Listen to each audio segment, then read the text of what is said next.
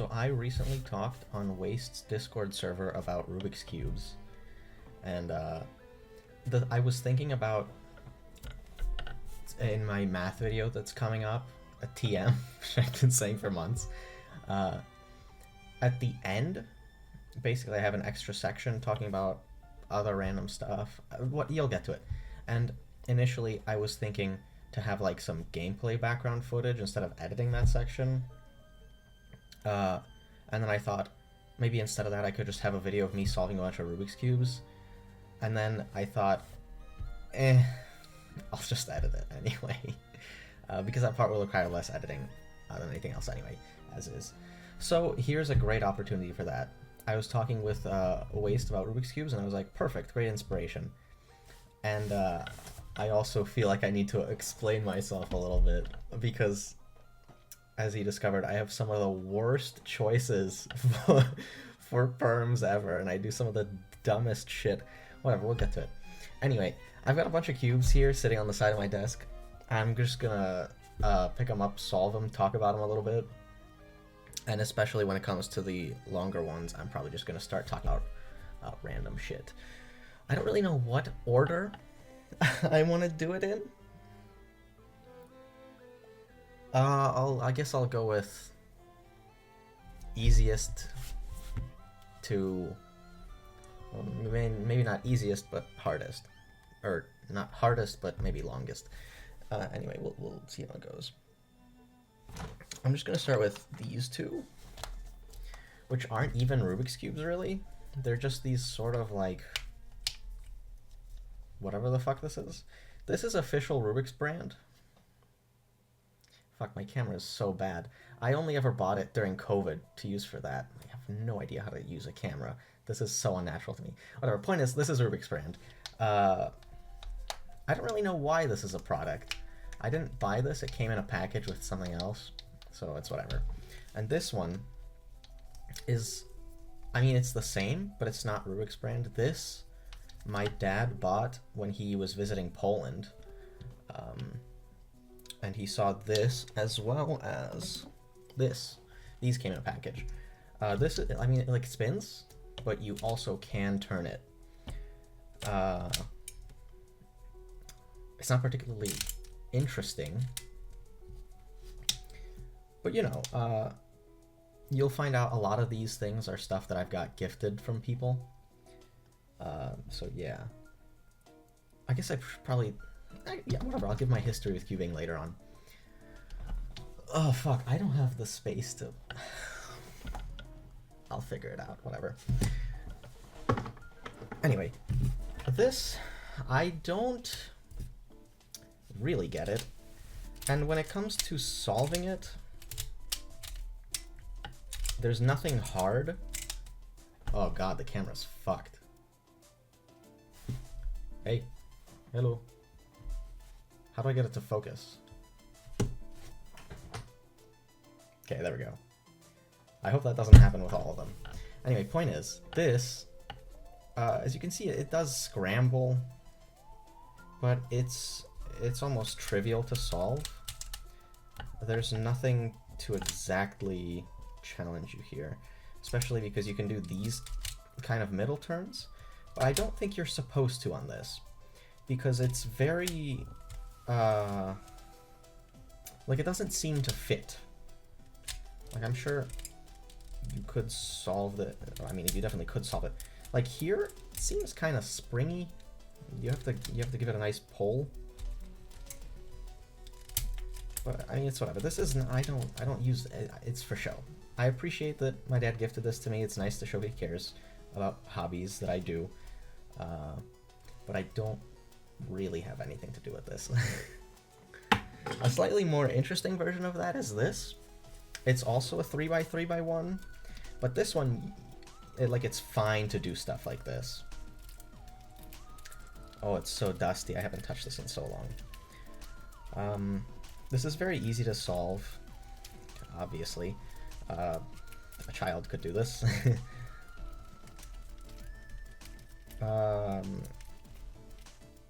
Oh, okay, well, let's make it at least look kind of scrambled. I don't want all the corners. Again, this one, it's not hard. to scramble, or to solve, because you just kind of turn it until you get the corners, and then from there it's like, whatever, who cares? Just kind of turn these side pieces into place. Done, whatever. It's cute. Not exactly interesting. Yeah. Moving up from there in difficulty, let's go for the 2x2s. So obviously, Rubik's brand 2x2 kind of sucks.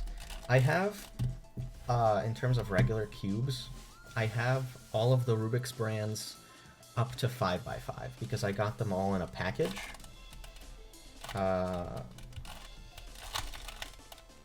Since, okay, I mean, I guess I'll do it now. When I was in like 8th grade, I was, no, not 8th grade, it's gotta be earlier. 6th grade, I think. In 6th grade, I started to get interested in these sort of twisty puzzles, and I bought like a whole set of them to be interested, and then the 2x2, since it was so straightforward to solve, I bought like a better version, and this is it. I think this is Sheng Shao? Who knows anymore? But this, it's rough. It definitely turns better than the Rubik's brand one, but I've had to take this apart and put it together so many times because it locks up, and something like, it's risky. This is old. 6th grade was what? I'm a college senior now, which is effectively it was 10 years ago. I got this 10 years ago. So, you know, Rubik's Cubes 10 years ago, less amazing than they are now, and I can definitely feel, oh, it's not good. But it's cute that I have this. It's also kind of big, a little bulky. It is what it is. Oh, I'm gonna run out of space so fast up here. Whatever. Okay, next. This, that was popped up a little bit, is, focus please, Cyclone Boys, which I think is renamed now. I don't know to what. Also, a cube I got a long time ago. Also does not turn particularly well. Definitely better than the other one, though. This one... no, I can't recommend it. Don't recommend anything from... don't buy anything from 10 years ago, because hardware has changed a lot. Can you focus, please? Come on. Just focus on it.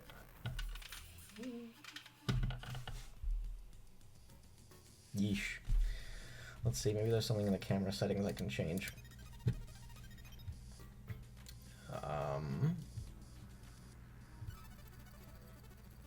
Properties.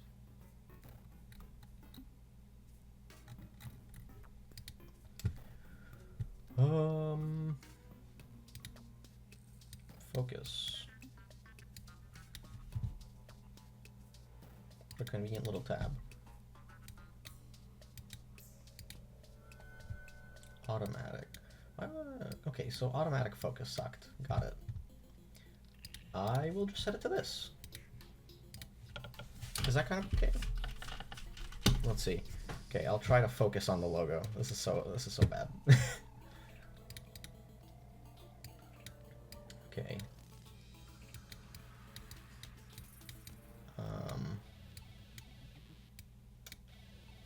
It's not. Okay. I think that's as good as it's gonna get, to be honest. Whatever. Okay, next. So this is my current one, you could say. It's got magnets, which definitely make a difference. It turns so much nicer. It's not as loud. It's a little bit lopsided, because while I was at Purdue over the summer, which I explained in my research video, I brought a bunch of my cubes, and basically people came in, you know, played with them. One person tried to twist one of these corners, and I never unscrewed it and fixed it, so it's just kind of a little wonky. I probably should do that after I stop this recording, but you know, whatever. Okay.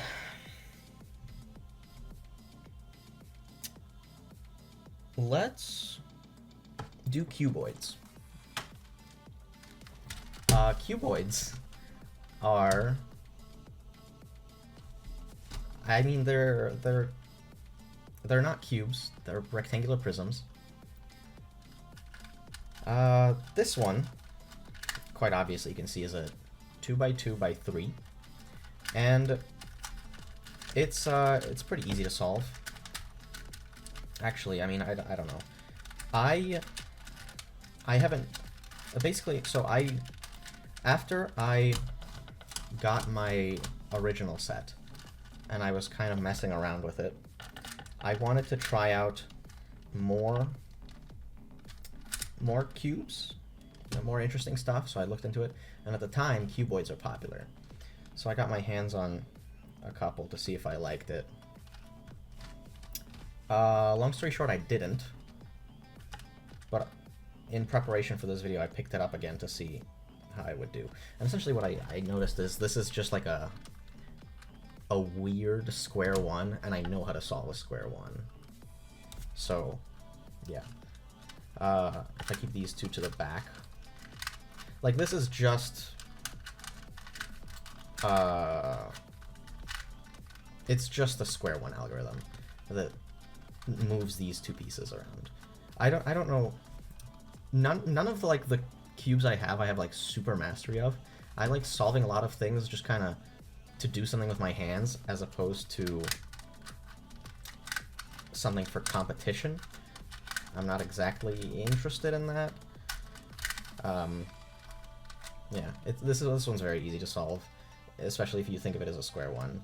Sometimes you get parity here, and that's because essentially what you get is this, where you swap these two sides, and it's impossible to tell, aside from, I mean, like, it looks right, but the middles are wrong.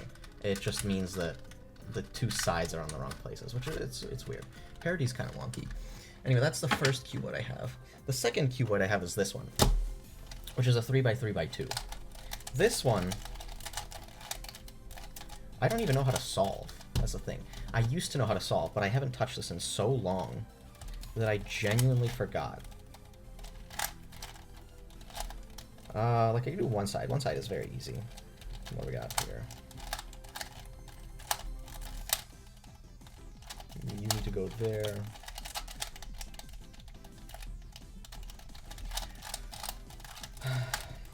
Basically, the big problem I have with cuboids is that they turn like shit.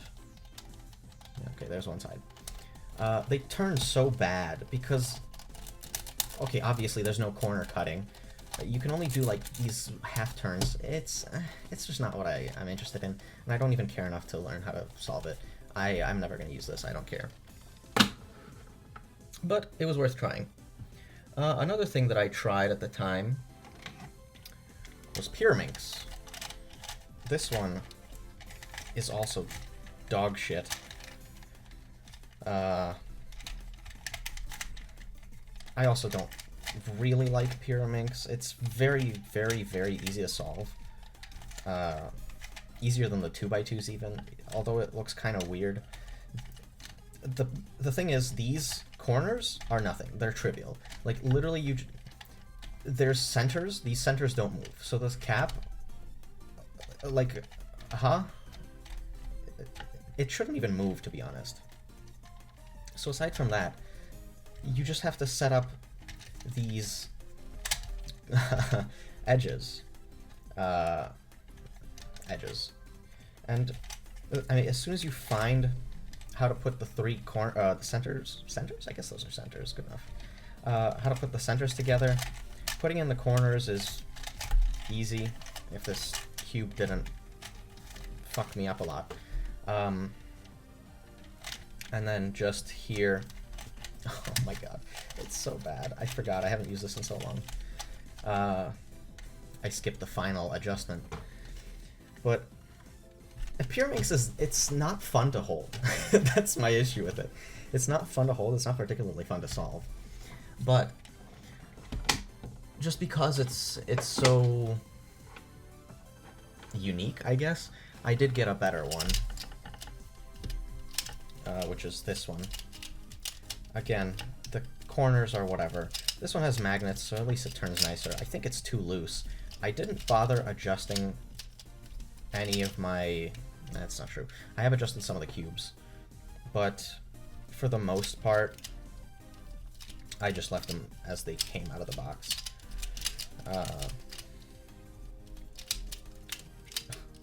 This one's a little too slidey. Making the moves is awkward.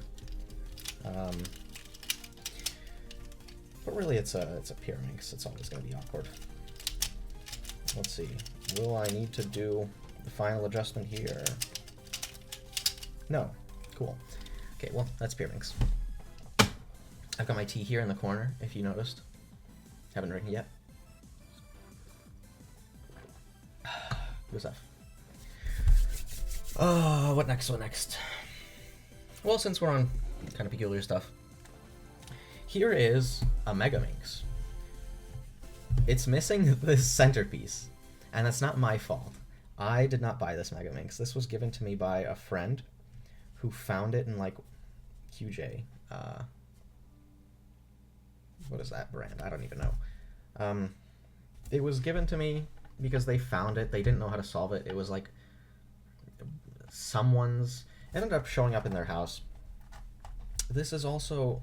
It turns bad. The colors are ugly. It's not a good Megaminx.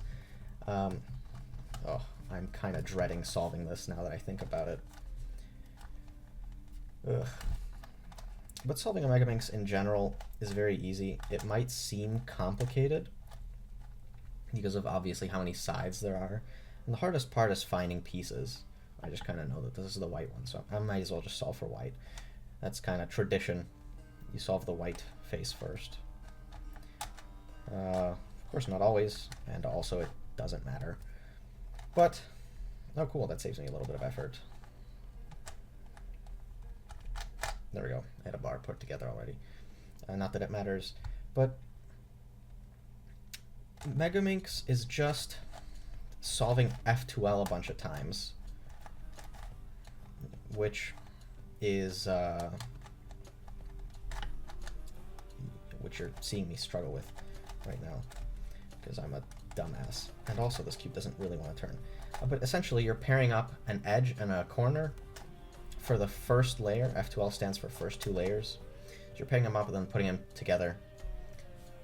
This is so awkward to show because the camera sees from above, I see from here. So what I'm seeing, you're not seeing. It's fine, whatever. So, whereas on a 3x3 F2L, you get 4 pairs, right? 1, 2,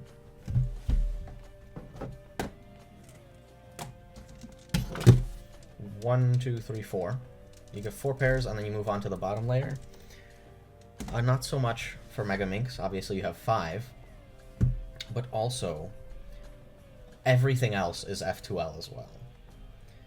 So, if you like F2L, you might like a Megaminx. Oh god, in my lighting, it's difficult to differentiate these colors. They're not very good. But of course, the biggest problem of Megaminx is finding fucking pieces, because there are so many, and they could be in so many places. And this cube is not particularly good. I have another Megaminx, which is better. I can't wait to get to that one. But to get to that one, I have to first solve this one. Okay. Blue-orange piece. Blue-orange piece. There it is. Megaminx is... It's fun every once in a while. But... Come on. But it becomes a piece hunt very fast. So that's technically first 2L. First 2 layers. But now, you just assume this is your next side. And now you have more F2L to do. So I guess I pointed at red. I'll start with red. Yeah. Okay. Corners in. Now you've got what would be called cross, I guess. And then you just solve these pairs in as well.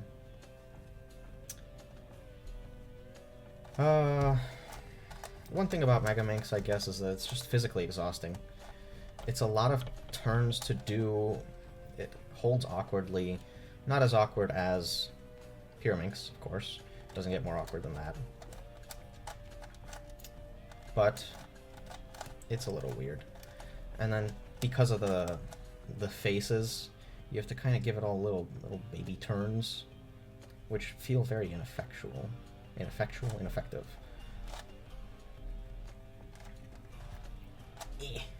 Okay.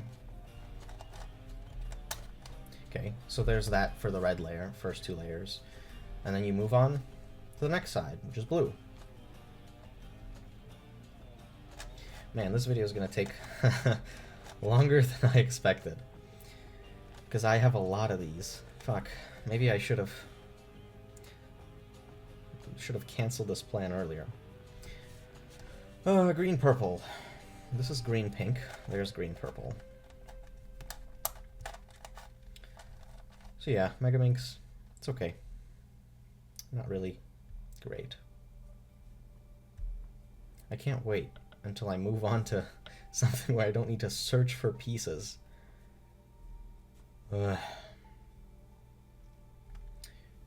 Should I speed this up in editing? No, I don't think so. I think part of the experience is sitting here with me and feeling every shitty turn. Oh my god. Okay. Alright, there's blue done. Orange. Orange cross done.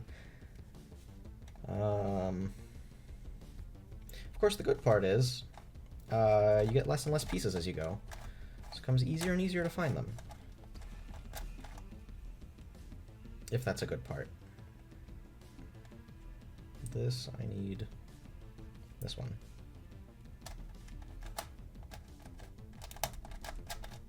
Also, it's a little peculiar because I'm used to 3x3 F12 where there's 4 turns. So I set it up in the natural way and then I need to do 3 turns. It's weird. Everything about this cube is weird. This one especially. When I first got it, it was extremely lubed. I don't even know why. Like, over lubed. It was like you turn it and it's on your fingers. It was fucked up. Okay, what piece am I looking for here? This one. It's annoying. But I can get it out in one way or another. And convenient that it lines up with that one, because that's what needs to go in there. Okay, and then you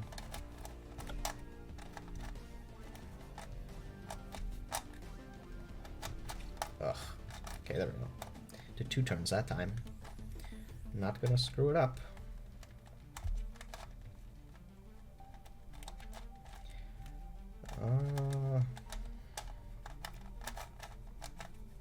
Okay, that was a little bit jank, but it's in. Whatever.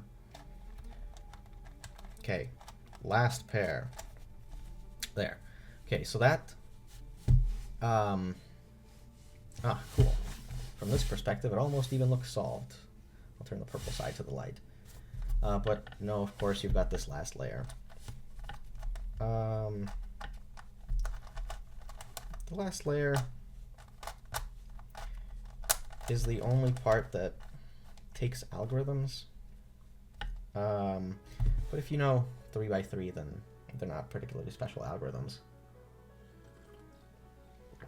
Oh, fuck, I'm starting to realize this video is going to take an hour. Actually, the other cubes aren't as bad. They'll be faster.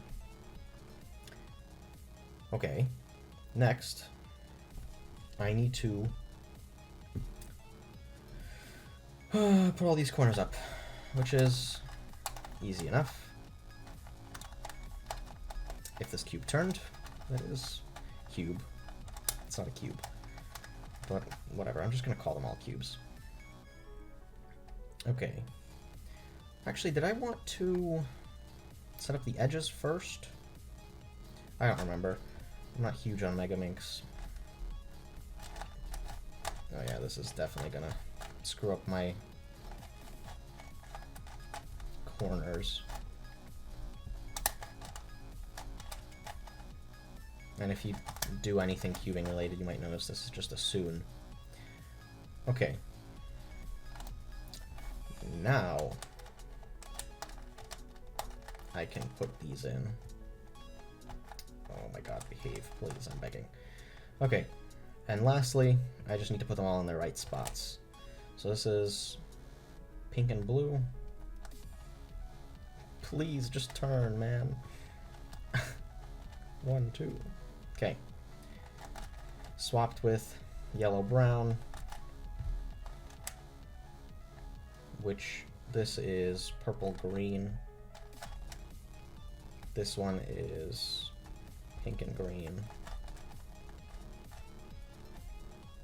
which is interesting because I didn't put in where the pink and green one goes.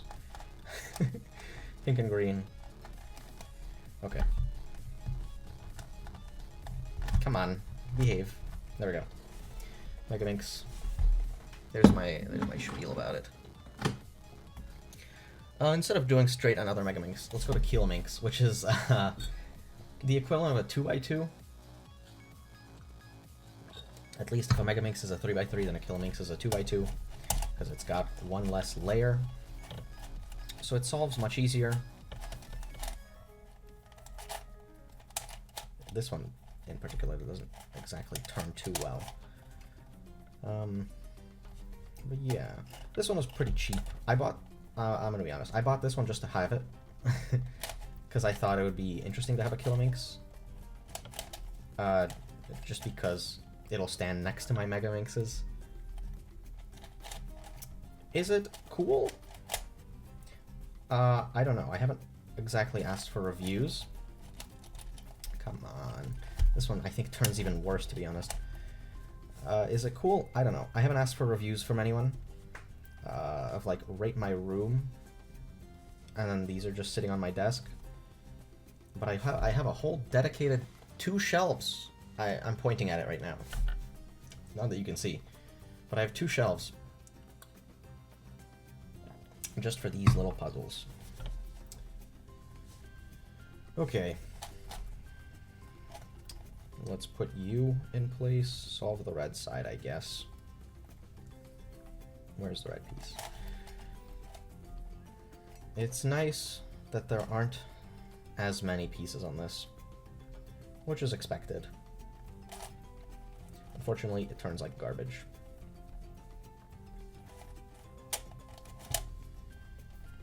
Also not one I solve often. I've maybe solved this like 5 times ever.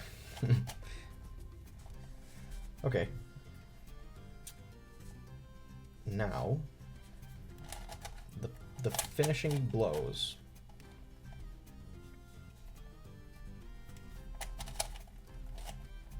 Also, the music I have in the background is just my stream playlist. I got lazy. I didn't want to add anything in post. So, stream playlist it is. Okay. This part worries me because of how unwell this cube turns. Okay, you need to go next to you. I just need to not screw up my tracking. Because it doesn't want to fucking turn. Come on, please. Okay. There we go. Nope, not there we go. What did I do? There we go.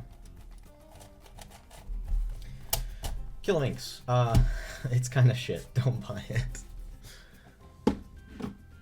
And then here's my okay Megaminx. This one's from YJ. It's got magnets, stickerless. The colors are much easier to tell apart than the other one. or whatever the fuck brand QJ is.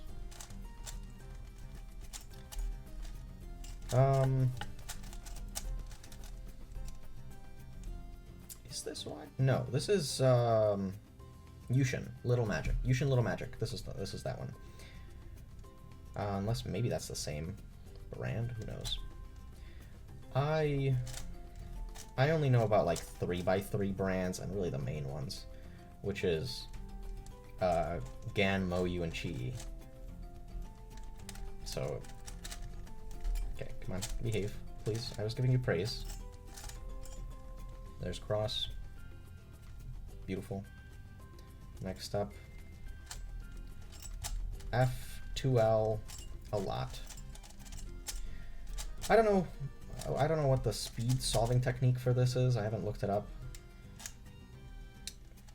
Mainly because I'm not particularly interested.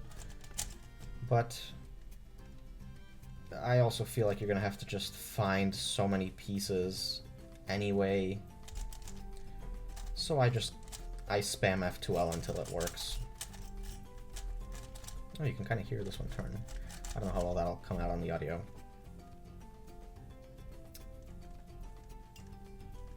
Oh, I'm gonna have to timestamp all of these.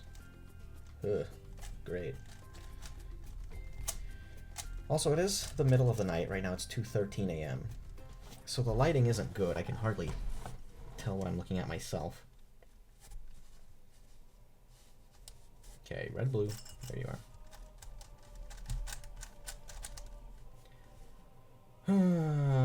Next. You. Oh, convenient. I'm doing red again. Sure, why not?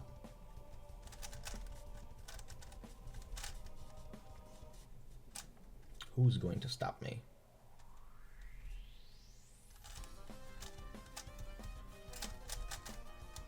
Oh, myself. I'm gonna stop me. I screwed that up. Okay. Next. This pair is already made. Beautiful. I guess that'll happen.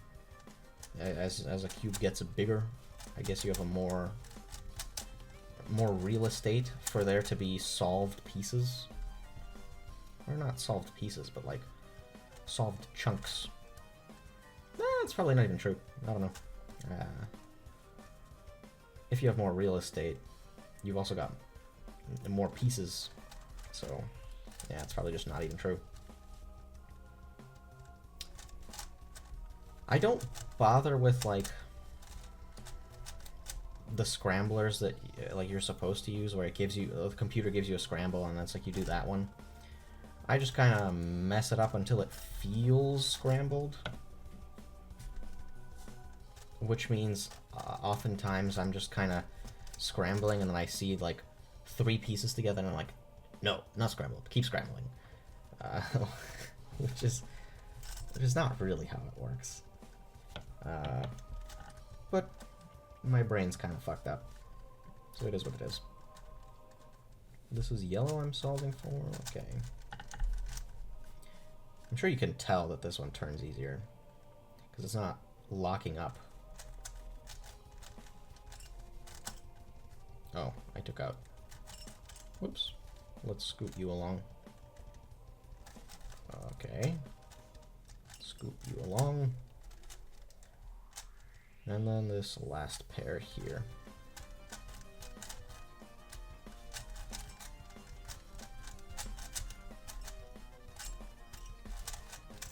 Okay. So what did I do last time? I set up these sides first. Okay. I haven't looked too much into this. That's why I'm doing the algorithm and I'm checking to see if it worked. Which is, you know, it's a strategy. Oh. This one works so much faster, I didn't even realize that I solved the piece in. Which is maybe a bad problem to have. Or, I guess the saying would be maybe a good problem to have, but whatever. Megaminx. Okay. Let's do one more peculiar one while I'm here. I don't know what the fuck this is.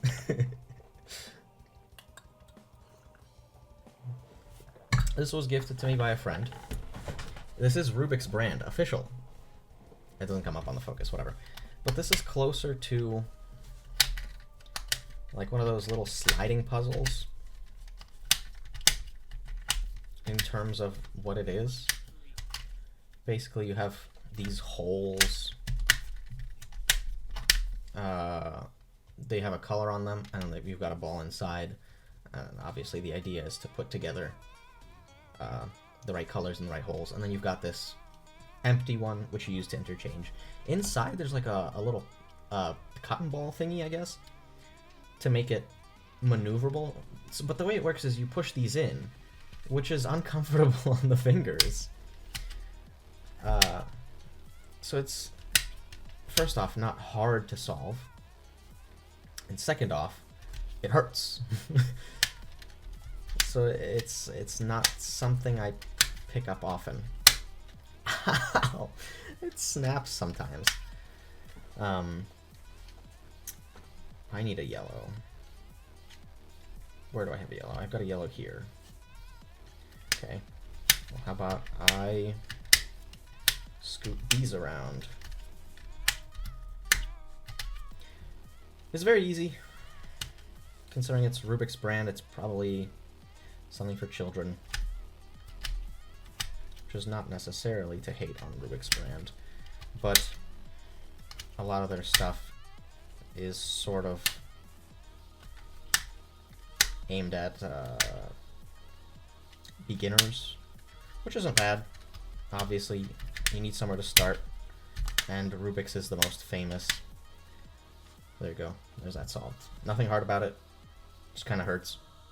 But that's that. Again, nice that friends are interested in my hobbies. Alright, let's get on to 3x3s. I have got a lot of these. 1, 2, 3, 4, 5, 6, 7, 8, 9, 10, 11. Technically 12. I'll get to why it's technically 12. Oh, so many to start with. What to start with? Rubik's brand. The original. Turns like shit. Unsurprisingly. And again, this is from 10 years ago. So the Rubik's brands now are fine. I've got a family friend whose son got into Rubik's Cubes maybe last year, and he's got a Rubik's brand cube. It definitely turns much better than this. I would say it's not even that bad. It's just compared to what I regularly use. It's still worse than mine. This is exhausting for the forearms. That's the problem with these shittily turning cubes. Oh my god. Come on! Work with me here. Ugh. It's locking up. It doesn't want to turn at all. Ugh, that was exhausting. There you go. First 2 layers done.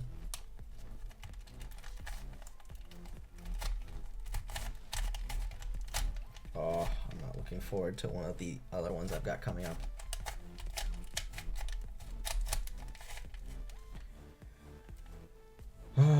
I'm not even gonna bother. I'm just gonna go beginner's method instead of trying to. I mean, it's it's very generous to call what I do to be finger tricking. It's not. It's just something I do for more convenience. Like, that was a fucking disaster. I normally wouldn't do that, but I just saw that it was a H-perm, which, I mean, I do this, but it's technically this. Whatever. Rubik's brand. Good old classic. Let's get on to this one. Another Cyclone boys. Oh wow, it's loud. I think that this is the cube I might have used in my one April Fool's video. That was me playing a solo bank heist. in which I just recorded a solo. That's me scratching my leg, not my balls, for the record. It's just a solo bank heist that I recorded, and then I, so, you know, compared to the Rubik's brand, this is heavenly. But I basically just recorded a very straightforward solo, and then I mimicked it for the first couple seconds, and then shenanigans ensue. I basically just did what I thought it would be interesting. Initially I bought not two Cyclone Boys, but when I bought this, I bought another one to go with it. I gave that one away to another friend. Don't know where he is now, don't know what he's doing. Yeah, it's not even that bad of a cube.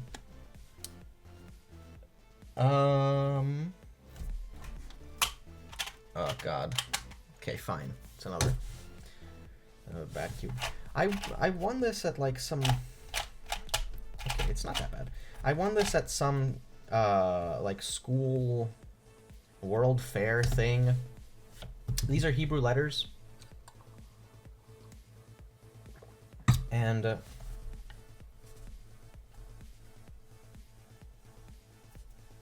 I gonna bother chaining the centers? No, I don't think so. Anyway, the color scheme on this is fucked. It doesn't turn well. Oh my god, I regret my decision already. There's a reason I don't scramble some of my cubes, because they are a pain to solve. And because this color scheme is weird, I can't sort of automatically solve into it. I have to look at what I'm doing. Because when it comes to other cubes, I can just sort of, you know, talk while I do them. But this, is this, are you? It is, okay. Like, this sticker is ripped. These stickers are very low quality. Oh my god. I tried to turn it this way and then I'm turning it further that way. A lot of this is going to be just me complaining, isn't it? Come on, please.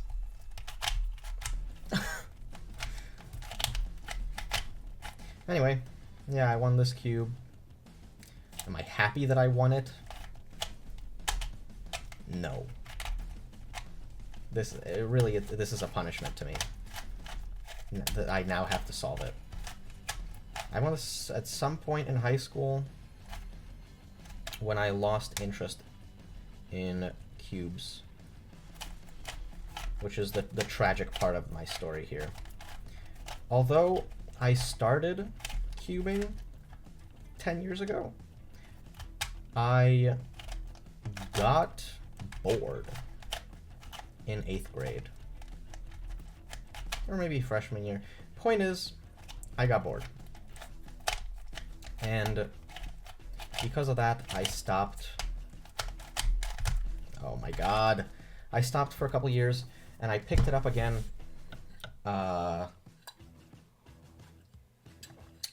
2 years ago. Or really closer to a year and a half ago, now that I'm in college.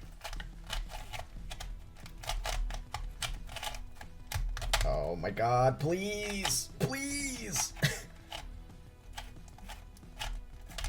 Okay. Oh, never mind. I fucked it up. Did I fuck it up? I did. That's what I get for trying to use muscle memory on this bitch that does not want to turn. What am I... Is this... Okay. It's hard. Again, these colors, I don't know what the fuck is happening with them. Muscle memory is such a big part of this. I hate memorizing. Should I try? This is a T-perm. I need to switch these two and these two. Should I try? No, I'm not gonna risk having to fucking solve this piece of shit again. So yeah.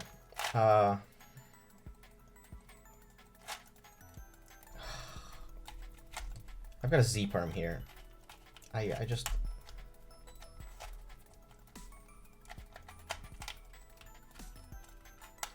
You know what? No. I am not going to bother with middle moves. I'm going to go back to good old beginner. And my Z-perm has turned into 2 U-perms.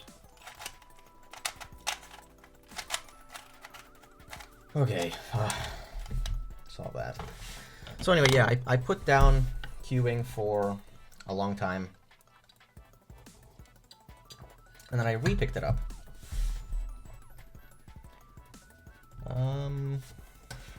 Let's go for this cube next, actually. So this is an interesting cube. It's an Oscar's treasure chest, and that's because you can open it and put stuff inside, and then close it. And then when you scramble it, it doesn't open again. It's cool. One issue, it only really works on these 2 layers. So even though this is scrambled, like, only these are the interlocking pieces. So, I mean, if you know that the yellow side is the one that is scrambled, or not scrambled, but is the lid, then really what is this securing from anything? And even then, why, like, if you can solve, if you can recognize, ah, this is Oscar's treasure chest, and you can solve 2 layers, you could probably solve the rest of it. So really, this is keeping no one safe, and nothing safe. But I did one time use this when teaching my sister. I put 1 whole dollar bill inside and said, if you can solve it, you can keep it. And then I didn't tell her about the fact that you only need 2 layers. Anyway, she solved it, got the $2, and now she knows how to solve Rubik's Cubes. Woohoo! It's fun. I think everyone should try it. It's not as hard as you think. It just takes a little bit of memorizing. And even then, you can avoid a lot of it if you just kind of think with your brain a little bit. The only thing you need algorithms for, well, technically you don't need algorithms for anything. You could just make stuff up with commutators. But the only thing you really need algorithms for is the last layer. And even then, I know there's a full intuitive way of solving it by a Chinese fella. And they uploaded like a GitHub page on how to fully intuitively solve it. There's a lot of rules though. So intuitively is doing a lot of lifting there. It's not really intuitive. But, you know, no algorithms. You just kind of turn it until it works, as long as you follow the rules. Woohoo, I solved it, and now I can get my money. This was gifted to me. Usually I just keep this one in a checkerboard so that it doesn't come apart. This was gifted to me by one of my uncles. That's cool. Okay. Here's a small cube. Surprisingly, not the worst turner. These colors are atrocious, though. Who knows what it's supposed to be mimicking. Yeah, this one is not fun to turn, because it's small. Like, technically, it doesn't even turn that bad. There's no white side, I just realized. Some of these cubes have some kind of wacko coloring, because it's very easy to make a Rubik's Cube. After all, it's the most, like, popular toy of all time. Or something like that, or like best-selling toy of all time. Whatever. Point is, it's very, very easy to make a Rubik's Cube and sell it as a product, because you can just, for example, I was in Montana, Glacier National Park, and there was a gift shop there, and they just had a shelf of Rubik's Cubes, which turned like shit, because obviously they don't have to make them turn good. It's not exactly something that people are buying for the sake of competitions. What is this? Oh, this is the piece I'm pairing to. Whoops. But on every side, it just had a picture of an animal. Like, wow. High effort, huh?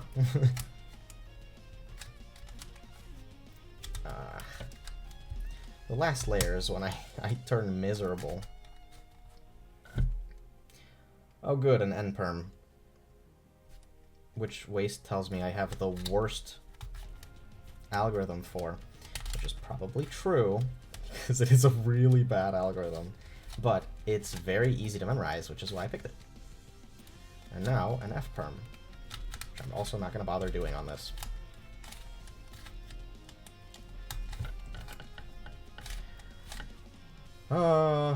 Another Z perm.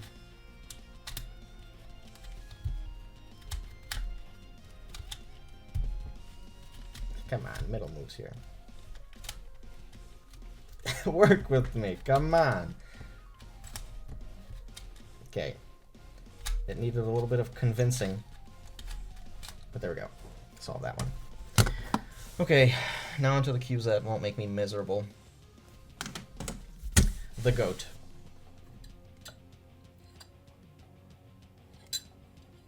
In case you don't recognize it, this is the RS3M 2020.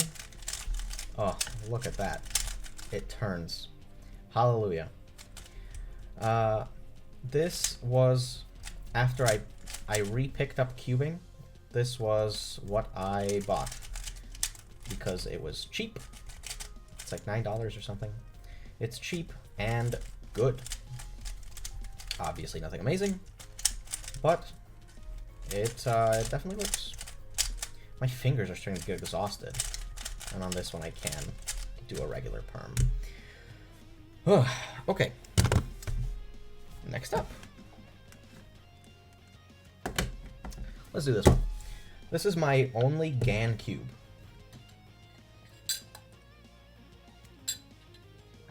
I mentioned the 3 big companies. GAN is one of them. GAN is like the luxury brand. Monster Go is an offshoot of GAN. It's technically, it's owned by GAN, but I mean, it doesn't say GAN, and it's not exactly the same quality as traditional GAN cubes. This one I got for free. It just came as a bonus when I was buying all of my current main cubes and other shenanigans. Is it nice? Yeah, it's definitely good. It's extremely loose. Like, I mean, it's... I don't know how well this translates to the camera. I don't know if there are...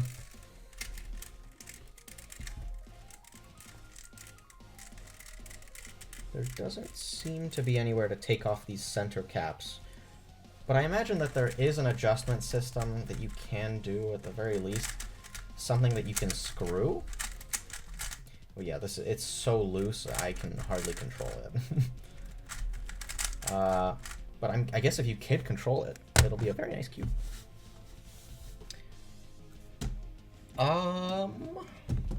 Let's talk about this one. The Rubik's Cube Phantom. Another Rubik's brand. I actually have 2 of these. Oh, that's interesting. You can see the logo on the camera. It's much harder to see in real life.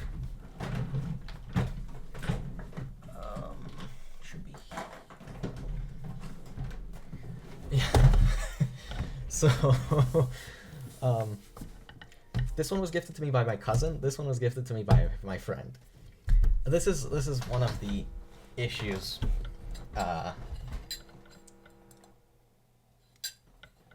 Again, I appreciate the thought, but when you're buying like something that someone is into, right? You might stumble into this problem of like, well, what do I get them? And you look up the same list of like what's interesting, and then you happen to buy the same thing. And I just have 2 of these. I don't really know what to do with the other one. I would like sell it on eBay, but I don't think it even goes for much. And also I'm lazy to deal with shipping. So I just have a second one. Anyway, the gimmick with this one is that it's heat activated. I'll scramble it. It turns not bad. I imagine this is just the standard of Rubik's brand stuff. It turns not bad. Not good. It doesn't have magnets in it, so it doesn't really align. But it's a fun idea. But it's heat activated, and once you heat it up, you can sort of see the colors. There's just one flaw with it, which is if you know how to like sufficiently solve a cube, the process of heating it up to see the colors takes more time than solving it.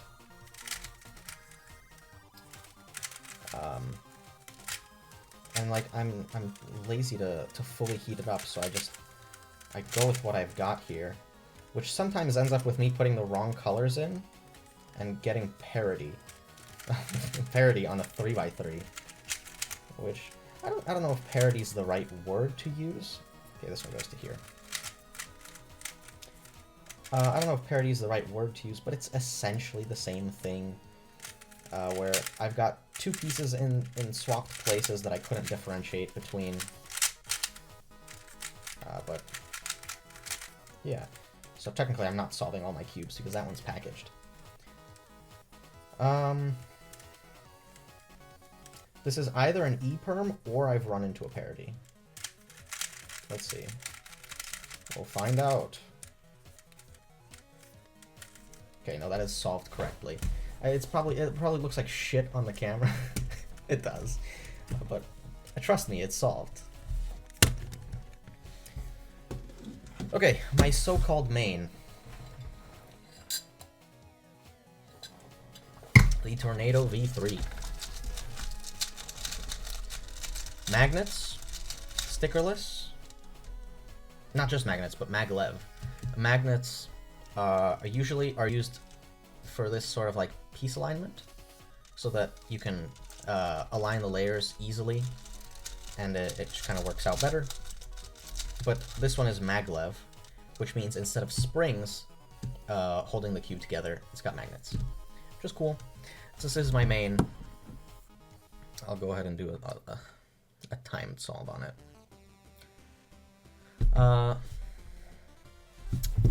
It's just some map I have. It says here that my AO5 is 29 seconds, 29.125, which means I lied to Waste when I said 35-ish. But again, I'm not exactly competitive on this. And again, it's giving me a scramble. I'm just not gonna do it. Supposedly, use inspection time to plan stuff out, and then you solve onto the bottom, like this, so that you don't have to rotate. I don't want to do that. I'm lazy. So I haven't bothered learning how to solve onto the bottom. I just solve it onto the top and then I flip it. And also I don't want to use inspection time because that's lame and boring and stupid. So yeah, okay. Technically you're supposed to use 2 hands on a timer, but who cares? Whatever. Okay, let's see. It's already bad. There you go, there's my flip.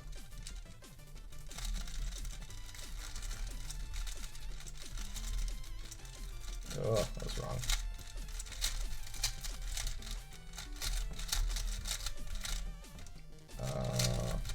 G-perm, the one I don't know. Okay, there you go, 24 seconds. I don't know full PLL because, again, I got lazy. I know everything except for the G-perms. There's 4 of them, and they're also not hard, but I'm lazy. So I didn't bother learning them. Which, actually, that's not true. I learned 2 G-perms. I learned where you have headlights and then 2, and then I learned headlights and 2, which is, that's what a G-perm is. You have headlights and then a 2 bar. But I learned this one, and then I learned this one, and then I forgot this one, and then I forgot this one. So I used to know, I think there's 22 or 21 PLL permutations, or PLL algorithms, which is to say permutation of the last layer. Whatever, I'll put this away. And G-perms are 4 of them. So really, learning them would be beneficial, but no. I'm not solving this cube. This is a cube my dad had growing up in the Soviet Union. I think it was still the Soviet Union. My dad was born in '78. The Rubik's Cube got popular sometime in the '80s. This is not official Rubik's brand. What does it say? This is... It says Ch5P50K. I don't know what the fuck that means. It's obviously not a brand. But it squeals as it turns. This is... I refuse. I'm not shuffling this, and I'm not solving it. That can be left to someone braver than I. Here's an interesting little cube. This is the Cube Twists DIY. And I've got the rest of the piles here. Essentially what this is a cube that you can put your own pieces onto to bandage it, which is like this piece. It's just two pieces stuck together. I quite enjoy it because it's a different type of challenge. So obviously you can't turn it in a single direction. It does make scrambling marginally harder. Or maybe not harder, but more annoying. But you do have to rethink sort of the way you solve it. This one I absolutely recommend, if you can find it. They are out of stock quite often. But I managed to get one. And what I found, after trying a bunch of stuff out, is to solve where this bandage is just an F2L pair. So in this case, solve for the green side. Because, I mean, it's anecdotal, but that seems to be the least annoying. Oh, I see, normally when you solve, you can just turn this, right? But not with this. You have to put it into place. So if you want the easiest way to solve a 2x2x1 bandage, I think it is with just pretending it's an F2L pair. Whether or not that's true, I don't know. I'm sure someone has gone through and calculated every possible bandage you could have, and then what the optimal way of solving them is. But if you do it like this, there's basically no difference in how you solve a cube, which is funny. See, like, I didn't change anything. That was literally just a regular solve. Because if this pair is... you could just ignore it. A lot of algorithms only use, like... Okay, well, my algorithms are fucked up. I use the whole thing. But most algorithms try to only do, like, FRU stuff, because it's easy to turn, and it's fast, and it's efficient. I do all sorts of fucked up shit. Okay. Let's take an intermission and do mirror cubes. This is a mirror 2x2. Mirror cubes look scary. It's like, what the fuck is this? But it is the exact same as a 2x2, or an n by n, whatever you're solving. The only difference is, instead of colors, you have heights. So these are all the same height, and I can tell because, I mean, they're flat. These are not the same height, which is telling me that they are on the wrong colors, per se. The tricky thing with 2x2 is figuring out what I'm looking at, because you can't really tell which... well, I can make it a little bit easier to myself by solving the white layer correctly. Seeing what lines up. This lines up, which means at the very least, this is not the top. It's got to be one of these two. Which means this could be... No, these are all kind of small pieces, so I think this is the top. And if these are facing like this... where's my... 2x2, where are you? No, good enough. Cyclone voice. That's not it. Hold on. Is it this?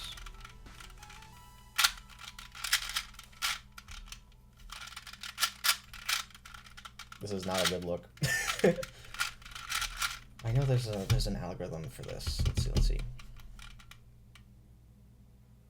It's got a U2. It's got an R2, I think. Okay, well, let's think logically. I'm trying to put these two on their sides.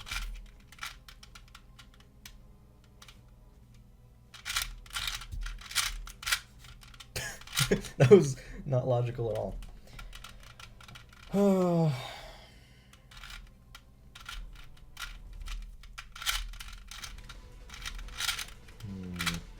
Great time for the ultra kill music to kick in.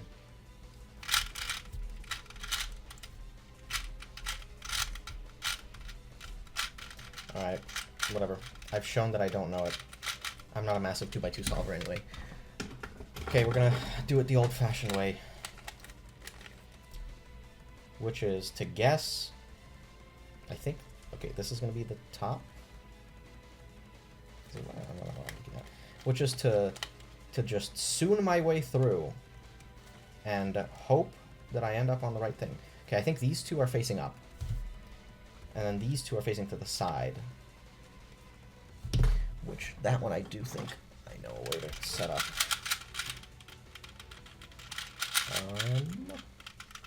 Is that it? No, that is not it.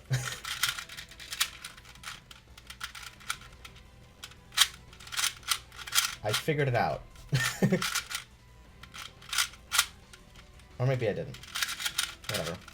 But I did just do it there for a moment. Ugh, now I gotta solve this whole thing. It'll take me so long. Oh, that was a joke. You should laugh. Anyway, these two are facing up. This one is facing forward. And now it gives me a soon setup. Which means, I think this one. No, it shouldn't be. It should be rotationless. Which I think then means this one. No, that was not right. Okay. So perhaps that means this. It was not that. Could it be that I had the wrong thing in general? Let's see, are any of these right? You look correct, but I know you're not. No, this has to be. This is the right one. Okay. This is right, and then this is it. Okay, this has to be it, right? There we go. Okay, so now this side is flat too. What's left is turning it into a cube. Easy as that. Mirror cubes are fun. 2x2 is a little frustrating though, because you don't know where the fuck anything is. But the others are fine. So a 3x3 mirror. 3x3 mirror is... it's nice. This is one of my favorites. I'm out of tea. Okay, well, no, I've got a little bit left. I'm going to switch to my water. There's some nice thigh for you. This leg. Oh, man, it's all mirrored. So yeah, 3x3, much easier to solve because you have a center point, which you can use as a reference. So like now I know this piece is in the right place because these two are the same height. You can kind of tell.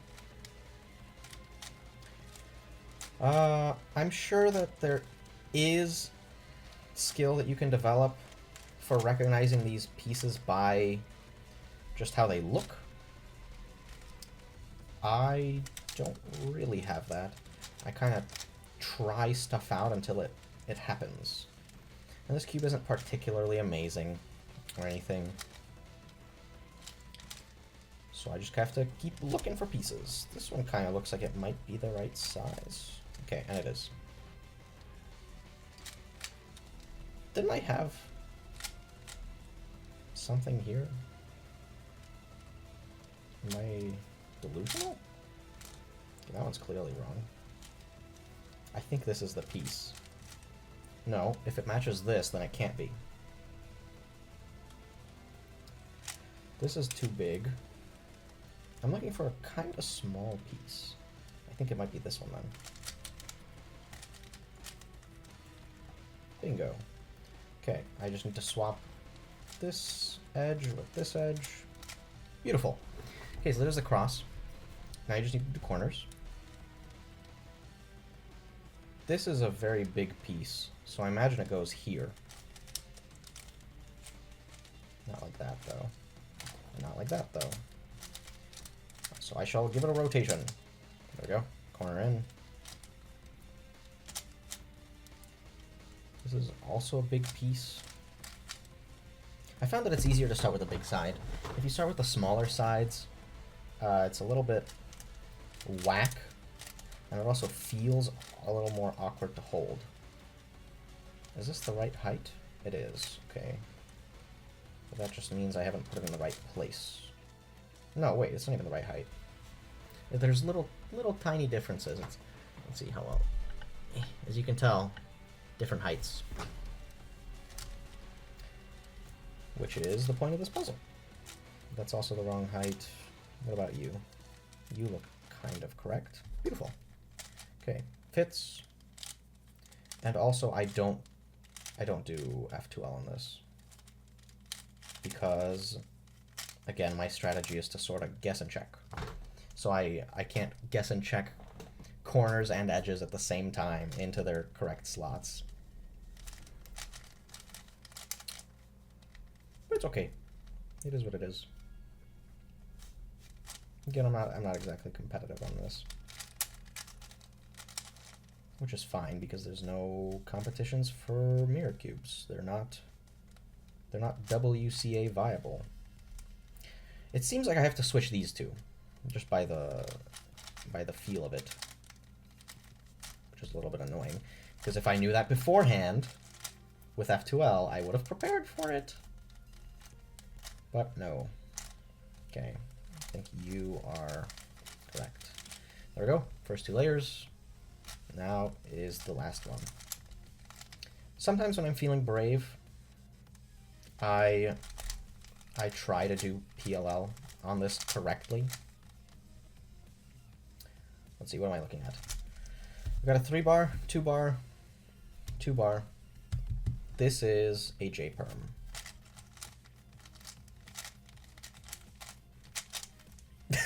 And see, that's usually what happens when I try. Like, I recognize it, but my muscle memory is not right. At least it doesn't totally screw up the cube. Unless, of course, I put in the wrong edge.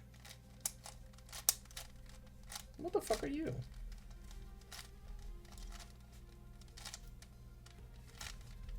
Are you supposed to go in there?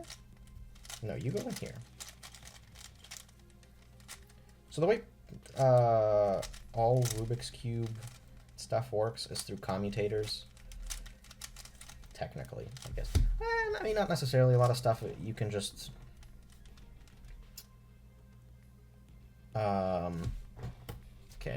Okay, so what's a commutator? Commutator is... Dramatic water sip.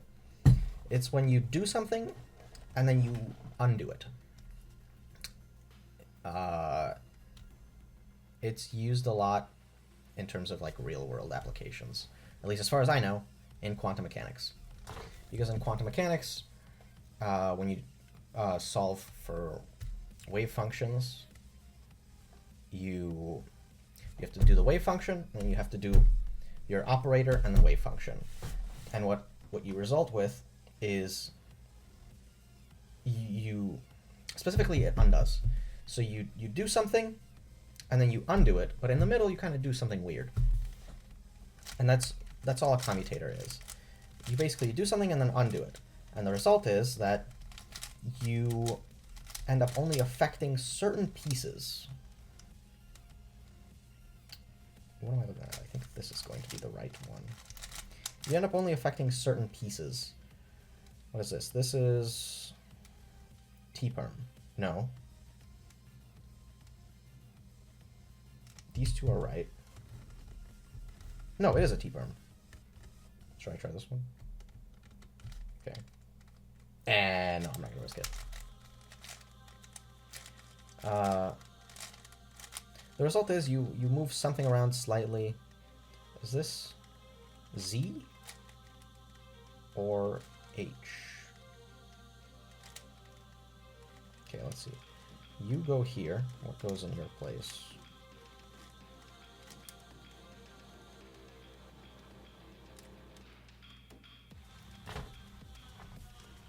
definitely an H perm. Almost fumbled it. Okay, it appears it was not an H perm.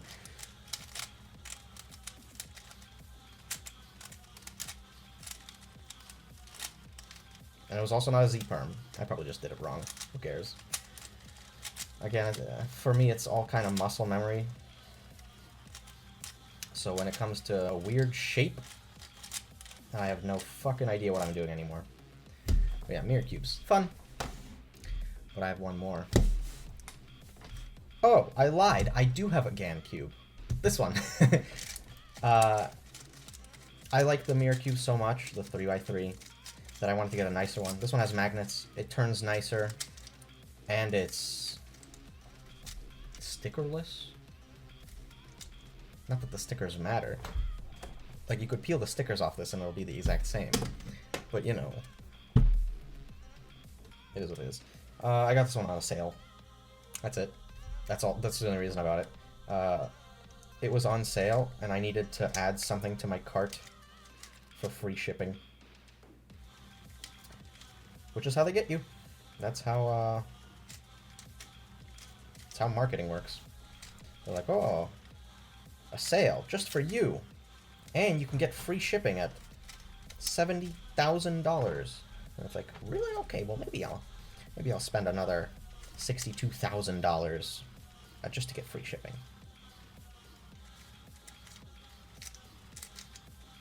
Which, I mean, sometimes, I mean, I'm sure it does work.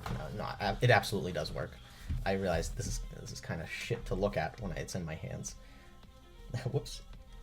I have no idea how this video is going to come out. I mean, obviously it's going to work on some people, but for the most part, I don't like impulse buy anything. So if I, at least on Amazon, I mean, I impulse buy on other things, but Amazon is the main place I shop, and Amazon's like, hey, if you load up enough, we'll give you free shipping. And I'm sure for some people it's like, oh, I'll add this random piece of garbage it's recommending to me just to fill up my shopping cart so I can get free shipping, and then they end up spending money on a piece of garbage, and they should have just paid for shipping instead. But I mean, it's like, oh cool, I can get free shipping? I'll just wait 4 months until I need something. What are we looking at here? This is an A perm, because these two are in the right place and you've got these three together. Not gonna bother. I have embarrassed myself enough with mirror cubes. You've got to be kidding me. Okay. This is an H perm for sure. And I didn't even screw it up. Beautiful. Okay. There's my 3x3s. Let's talk about Skewb. Skewb is a weird event. I don't really give a shit about it. Again, this is just another one of those things that I got just to have. And I didn't bother learning anything valuable for Skewb. Let's see if I even remember how to solve it. The way I remember is that you solve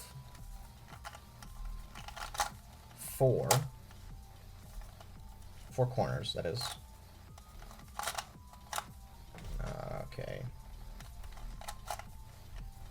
You solve 4 corners. It's a little bit jank because you can only move it in a weird way. And then for this, it's sledgehammers?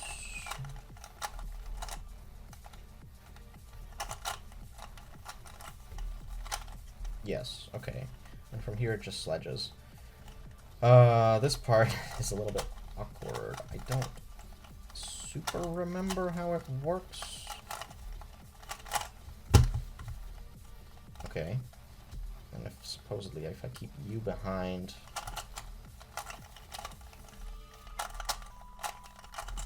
Okay, solved it. Skewb is very easy. Literally just one algorithm. Or I guess you technically could do it in just one algorithm. I'm sure Anyone who takes it seriously doesn't. It turns weird. I don't really like it. So, yeah. But the cooler Skewb is the square one, which I mentioned wherever the fuck my 2x2x3 is. Skewb is a shape-shifting WCA puzzle. The only one, in fact. And I would say that it's the hardest official event. No. I'd say it's the hardest official non-blind event, because there are blind events. Those are tough. And the reason that this is hard is... Okay, well, I mean, I'm gonna say that there's no algorithm for cube shape, but there are. There's just like 60 of them. There's 60 different algorithms, and it was way too fucking easy. I want to struggle a little bit more. This is the issue with random scrambling. If you ask a computer, I mean, it'll tell you how to scramble it. If you ask me, I'll just kind of swiggle it around until I get something that seems scrambled. Like that. That seems kind of scrambled. This is kind of weird. This is kind of weird. So essentially, the first step of square one is to put together the cube. As in, just like the literal cube. The step is called cube shape because you have to return it to a cube shape. And I kind of solve this star, and then I look at what I've got here, and then I try to pair it up. And technically, this is the bottom. So I'm going to rotate it on over. Let's see, can I do something convenient here? That is an annoying setup. Okay, so now this is the top, and I know it's the top because this is like what you're supposed to hold by. I'll say square one is really nice to turn. It's one of the more fun puzzles. Definitely not fun to learn, because when you're learning this, it's like you just need an intuition for how to create the cube shape, and it's fucked. Okay. Once you have it set up into something recognizable, you can solve into a cube. Beautiful. And then from here, you actually solve the sides. This step is sort of intuitive. And then the rest is algorithms. Square one is technically extremely algorithm heavy, but cube shape can be done intuitively, solving corners can be done intuitively, and parity can be done intuitively. I've been talking about parity, but I never explained it. Parity is when you have pieces that are identical. They're not identical, but you can't distinguish between them, basically. You can end up in positions where identical pieces, or again, pieces you can't really distinguish between, are in each other's places, and you can't tell. And it's not random what positions you have on a cube. There's only so many. Like, for example, this is not a real position. You can't have this. There's no way to solve it.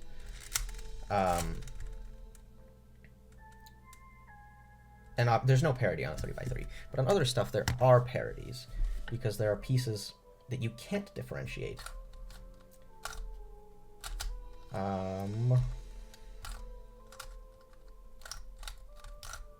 Okay, I'm not too good at this, so I need to think a little bit. The fun thing about square one is that you can turn both sides at the same time. So this is bad. This is a J-perm right here. This is parity. It's not a real perm, which means I have to go back to cube shape. Whoops. Back to cube shape, swap 3 of these, 2 of these, and then put it back into cube shape and resolve. There is a parity algorithm. You absolutely can do it. It's actually much faster. I'm lazy, as we've established in this video. Let's see if I can preserve this somehow.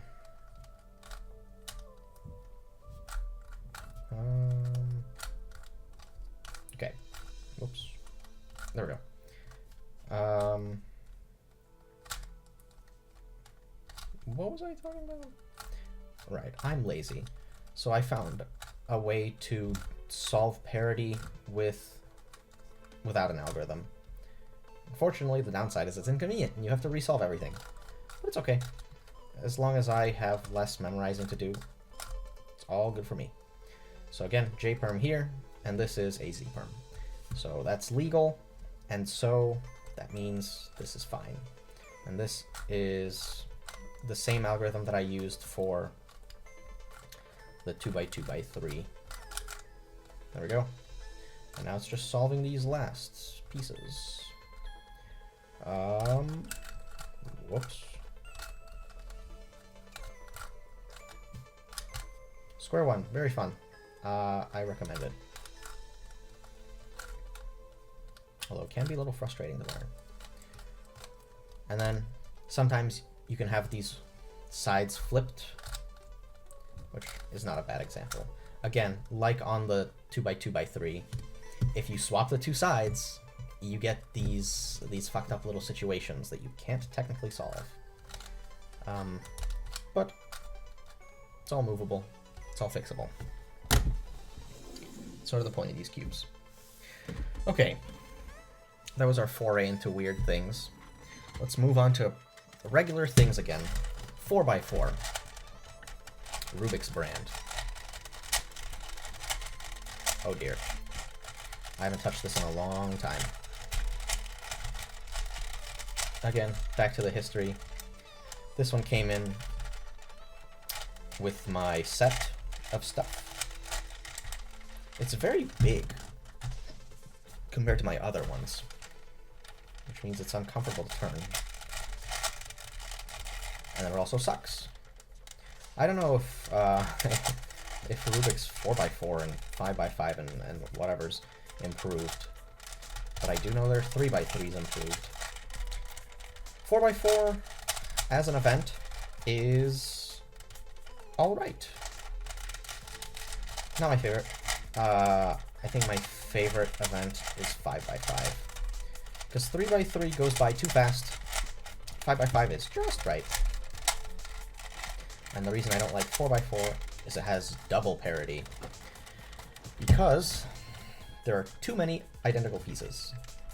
These, well, first off, obviously there's no center. So you could have this on the wrong side and then the corners won't match up. But, I mean, I know the color scheme, so I'm not going to do that.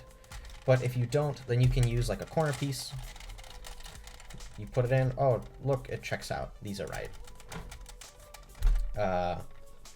So if you put those on wrong, you'll get that.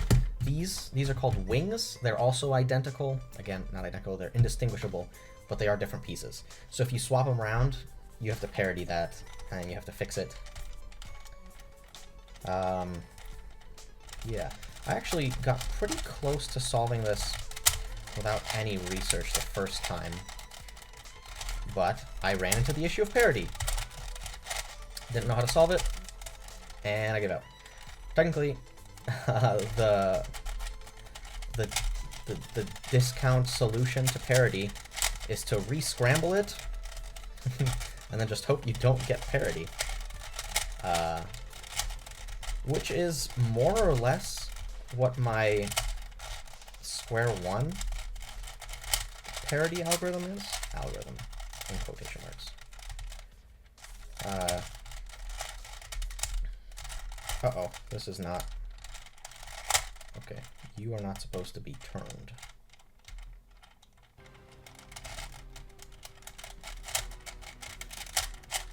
Okay. I just wanted to pair this one a little bit faster. Where's my heel? You can pair two sets at a time. Ugh, Rubik's brand. Always giving me a forearm workout. You can pair multiple at the same time. You can technically pair 3 at the same time if you set it up. I think that's a little bit inconvenient. I never bother with more than 2. And I prefer to do stuff like this, where after you pair it, then I know I can pair this one in. And then you get the next pair. And then from there, you can replace it with something else.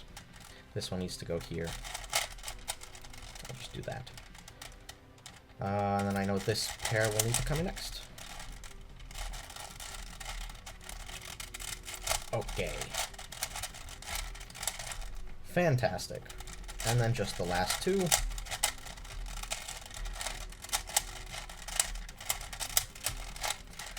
Poof. Paired. And now it's just a 3x3. With parity, potentially. We'll see. I know that the highest level of this is wing tracing. These pieces are called wings. I don't know if I mentioned that. And also, apparently I missed one. Whoops. You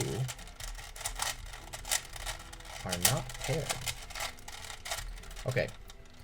Is wing tracing, which is to say that during inspection, you count where all of the wings should be, and then you can tell how many pairs you need to do or something like that, so that you don't get parity.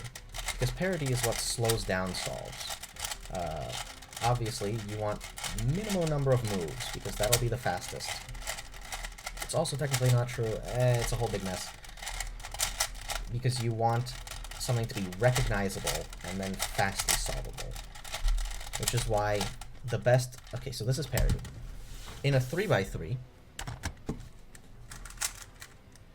you can either have... Okay, you can either have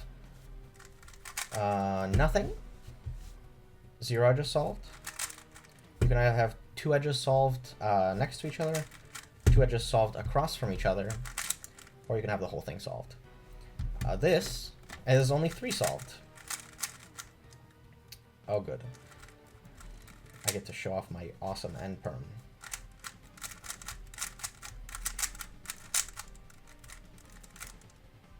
Whoops, that's the wrong one. Okay, it's RBRU2. Right, got it. It's such a terrible algorithm. Anyway, for this one, again, I also scoured the internet, because there's so many ways to do different stuff. You don't necessarily need only one algorithm, there's different ways to do different stuff. For this, I use up, up, up, down, down, down, up, down, down. And then that flips the 2 wings, because when they're flipped, they have to face this way, and then you flip them, and then they're facing up. Now it's back to a regular 3x3. Unless there's PLL parity, because there is OLL parity and PLL parity. There are 2 parities that you can have on a 4x4. Which we got, and I can recognize that by headlights and then nothing else working, which is to say it's a G-perm with nothing else. And that one is fixable a lot more simply with just that. And now what have I got here? G-perm with these 2 here. Don't know it. I'm gonna solve it with 2 look.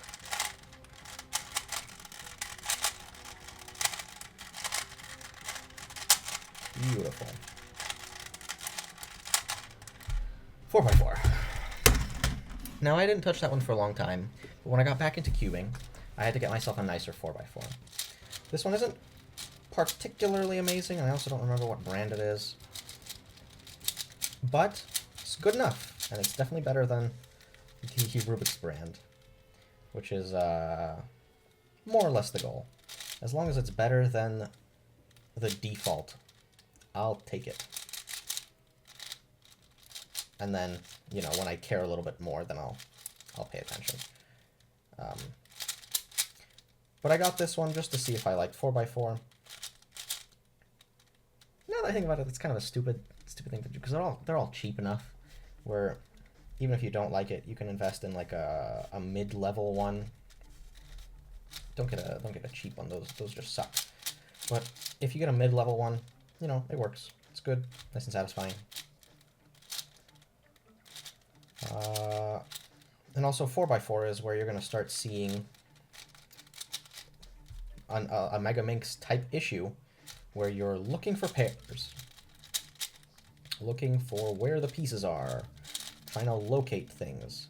But of course on a 4x4 it's not a particular issue because there are not that many pieces. Okay, put that together. 3x3 stage. I believe that the fastest method for 4x4 is Yao, and then 5x5, 6x6, 7x7 are reduction. Whoops, I solved these centers wrong somehow. How does that happen? I solved them very wrong. Okay. Not paying enough attention, I guess. But there's a lot of different methods for every cube.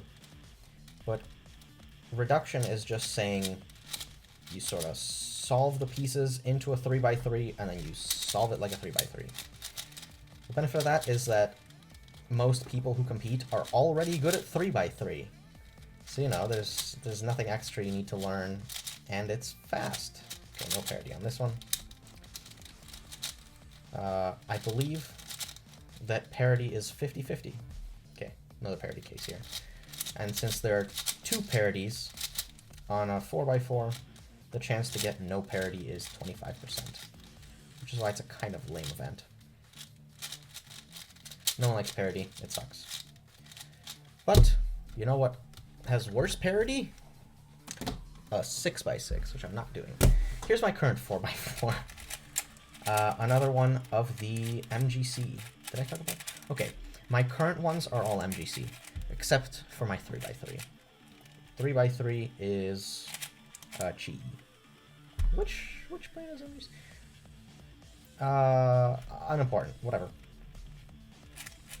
Point is, this one is magnetic. This one is not magnetic. It turns nice, but it's not magnetic. This one is magnetic, so it aligns a little bit better.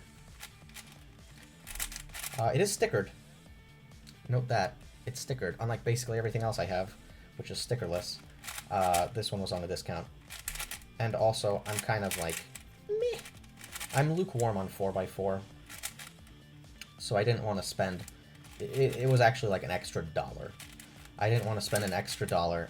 The sticker version was on sale, so I was like, okay, stickered it is. The hardware is the same. It doesn't really matter. There was a point in time when stickerless cubes were banned, in competition at least, not like, oh, you can't own it. Because when you turn a stickerless cube, you can recognize 2 colors. But realistically, people turn fast enough where you don't see that. So eventually that rule was changed, and stickerless cubes now reign supreme, both for aesthetic purposes and for performance. So that's nice. What am I doing here? There are 3 pairs left. Good, good. Oh, it's so nice to have something in my hands that turns well. Especially when I've been solving so much. I never sit down and just solve for this long. Usually I just have it in my hands, fiddle around with it for like 20-30 minutes, and then I go do something else.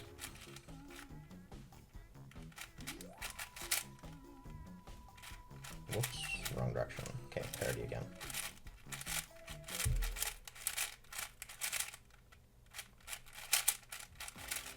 Schmantastic. E-perm. Beautiful. So there's my 4x4s. I am gonna take a break. Okay. Back to it. Alright, I wanted to compare the sizes. So if you'll notice, the Rubik's brand is bigger than these 2 ones, which just makes it awkward to hold. And that's even more accentuated on the 5x5. Oh, actually, this one doesn't turn so bad.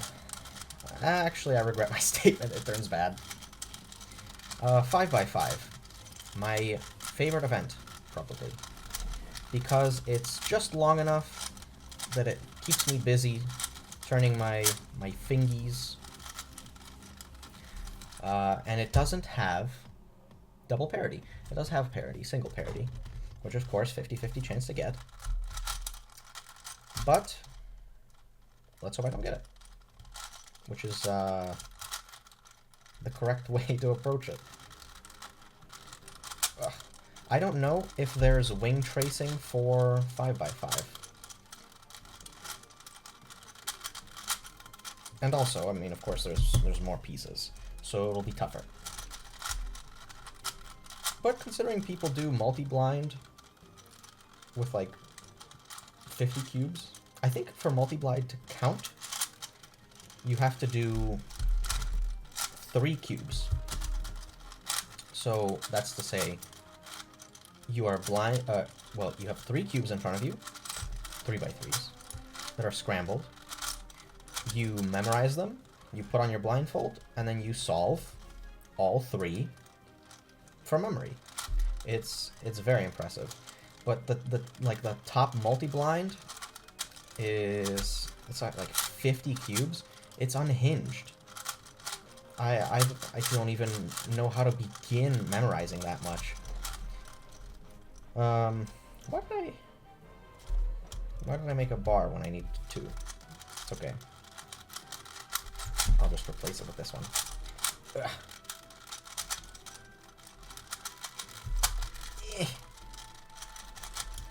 There we go. I would like to learn 3x3 blind because I think it's a very interesting little challenge. Absolutely not 4x4 blind, absolutely not 5x5 blind, which are all events, and certainly not multi-blind. But then again, maybe I'm psyching myself out, and multi-blind is actually really easy. If you can memorize 1, you can memorize 50, right? Ugh, this is starting to turn a little poorly for my taste. Come on. I'm starting to realize that I'm out of the camera a lot. Work with me here, please. Okay. Again, Rubik's brand. My forearms hurt. Okay. Last 2 centers.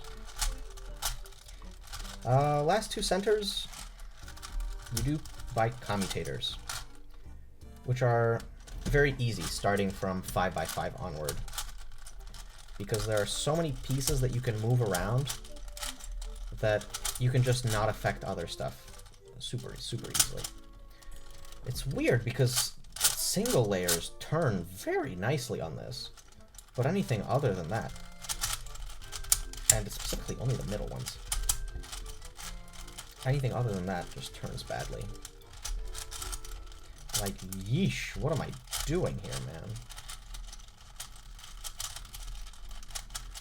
Come on. Oh, I'm starting to regret shuffling you, you piece of shit. Okay. I think my only saving grace here is efficiency, which I can't even do that well. Again, I'm not an efficient solver, I'm a convenient solver. I try to make things easy. And when you take the easy way out, you end up with problems down the line. Let that be a life lesson, my children. And now I have to suffer for this. Luckily, this is the last bad cube that I'm going to deal with in this video.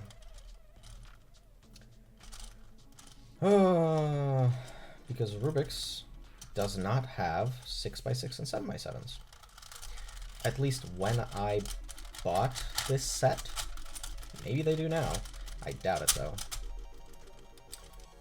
It'd be really nice to get myself a green piece. Green and white. Green and white. Where are you? There you are. Okay. I sure hope Rubik's doesn't have these bigger cubes. Because this is... I mean, this is torture. Fuck, that was unbearable. I had 2 paired. There we go. These 2.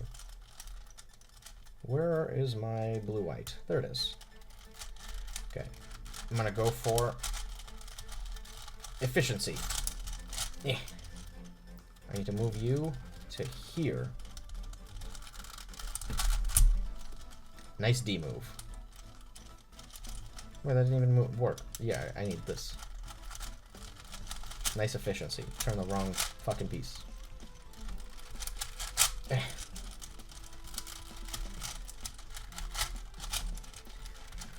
Oh, come on, it's the last one. Last bad cube. The rest of them are turn fine.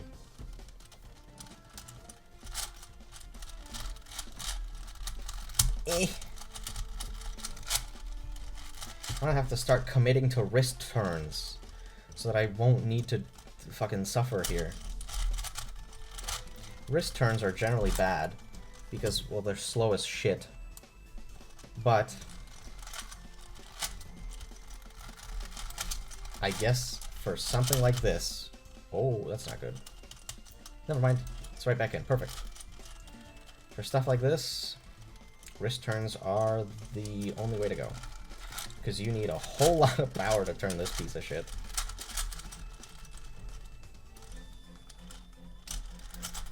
Okay. Almost done.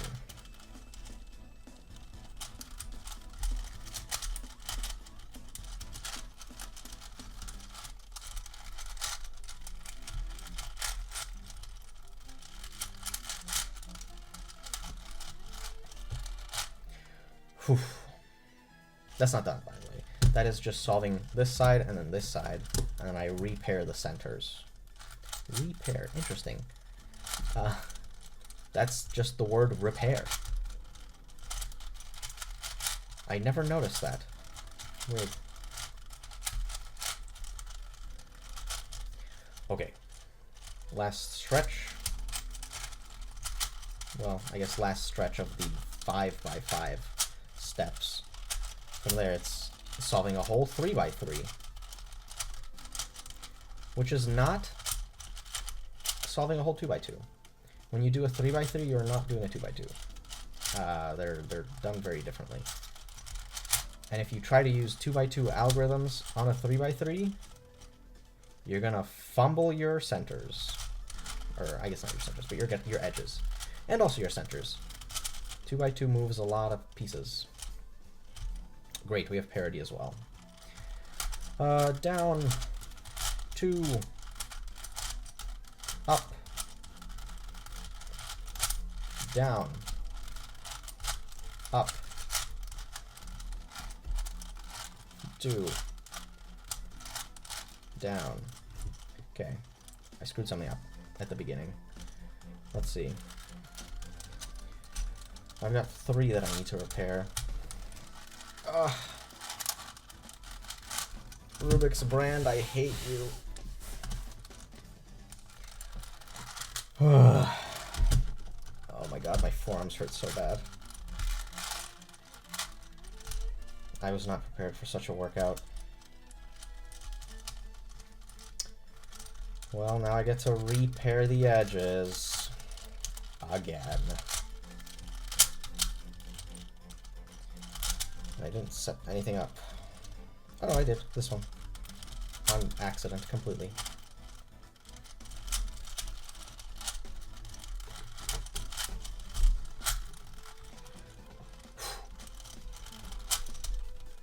The question is, will I get parity again?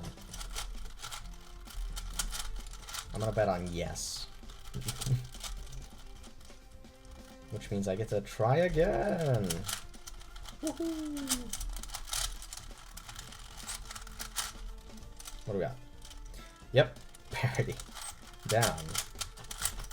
2. Up. Down. Up. 2. Down. Okay.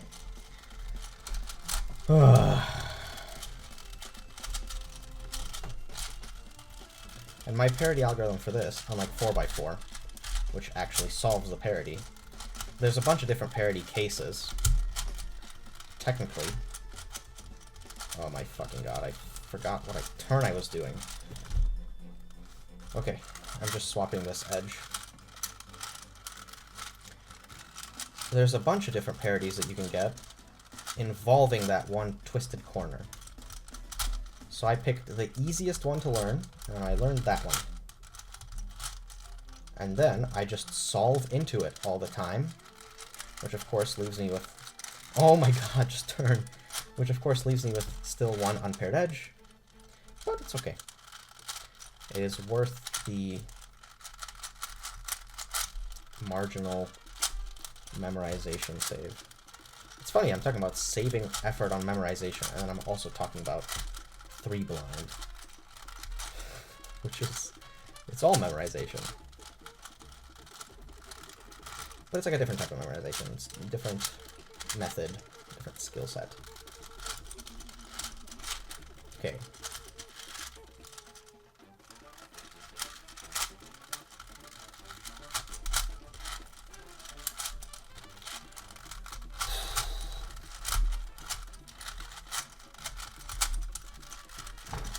Come on. Okay, true last stretch. There's no ELL or OLL, PLL or OLL parity. On 5x5, there's only edge parity. So from here, there are no issues. Nothing could possibly go wrong. Come on, please. When it comes to this, you can do like a regular turn, and then there's, I don't know what the official term is, but there's these fat turns, which is to turn 2 layers at the same time. I'm trying to do that here.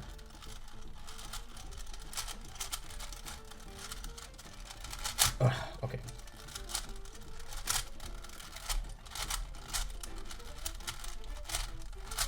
Come on, cooperate with me here. 5x5, my beloved.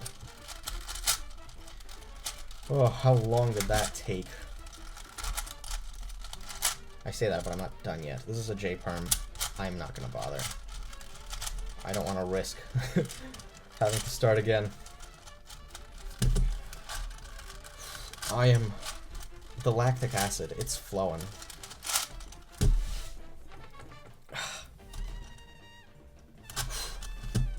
U-perm. Last one.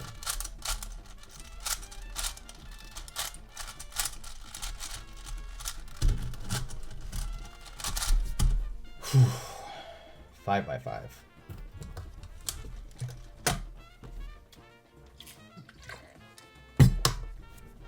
Just like with the 4x4, I have this 5x5, which is so much nicer than the Rubik's brand, but no magnets, which means it is a little worse than my official MGC one, but it's hard to complain about after that disaster I just went through. And of course it's smaller, which means it's easier to hold, less issues.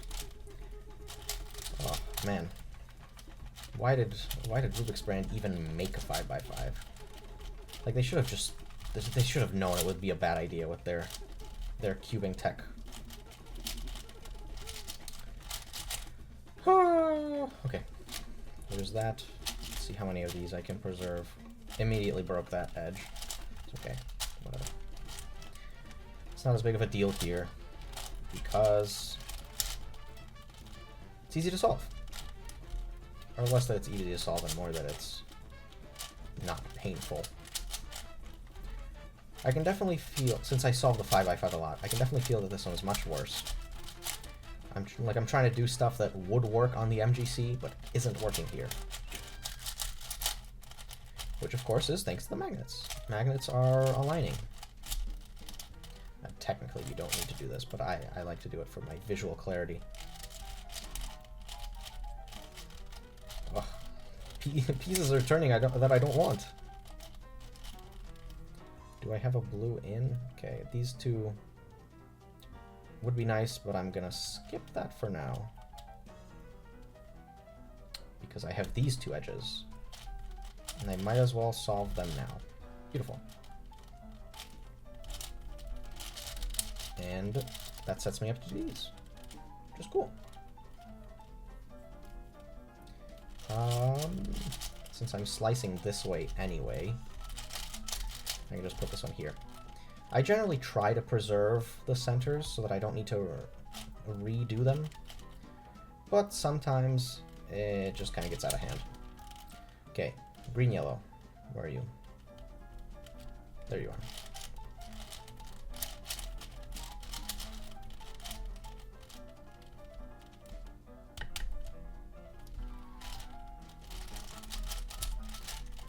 Pairing edges is pretty intuitive. This is sort of what I like about the 5x5. This part of it, you can just kind of move the cube around, and then it works, and it's cool. This is going to be a nicer piece to solve into. But I did a double turn, which is going to screw things up for when I need to put it back into shape. That said, it did set me up for this one nicely. Okay. Edge parity. Will I have it? Place your bet now, because we are going to find out momentarily. With my luck, probably. Alright, we do have edge parity again. Down, 2, up. Down, up, 2, down. Which puts me up into this, where you can swap these two. And it solves 2 edges, which is my fucked up parity algorithm solution. Instead of learning the algorithm, I learn a stupid workaround. That's how we do things around here. Next, you. Next is you.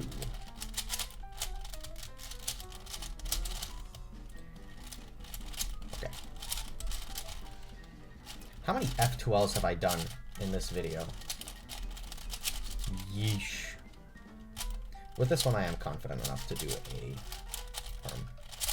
Okay. And of course, my main. I have solved a lot of this one. Definitely feels nice to have the magnets in again. I was going to say let's not solve the white side first this time, but then I saw that these two were right next to each other and I could not resist. And these two, it was just convenient. Unnecessary, but convenient. Which, now that I kind of realize it, is it's the way I do this completely. Just fine, I guess. Everyone does their own thing. My thing is to trade efficiency for convenience. Which is funny because in Payday, okay, well, I didn't trade efficiency for convenience or convenience for efficiency. I sort of went with inefficient, inconvenient, but it was fun. Okay, this is already 2 pairs. I'm slicing this way, so I'll put you there. What do we got here? Red. Conveniency right here. Another red piece is right here, so if I just swap these two, slice back. Oh, these are 2, but I'm gonna break it up. Whatever. It's not that big of a deal. You, I don't want there. I want here. Oh, it feels so nice after having to go through all of those bad cubes.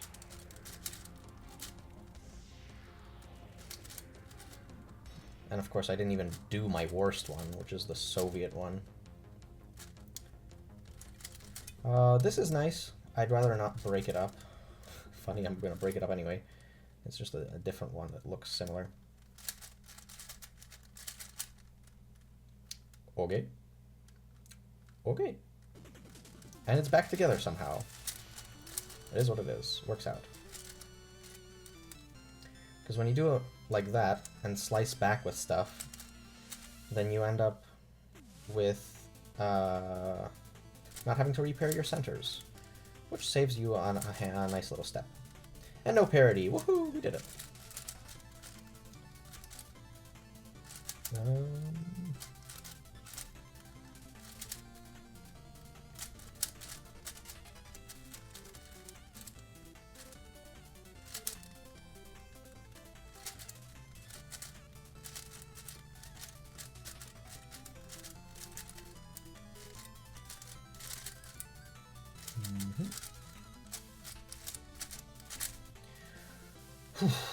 Another J farm. Fantastic. It's time to get into the big boys. 6x6.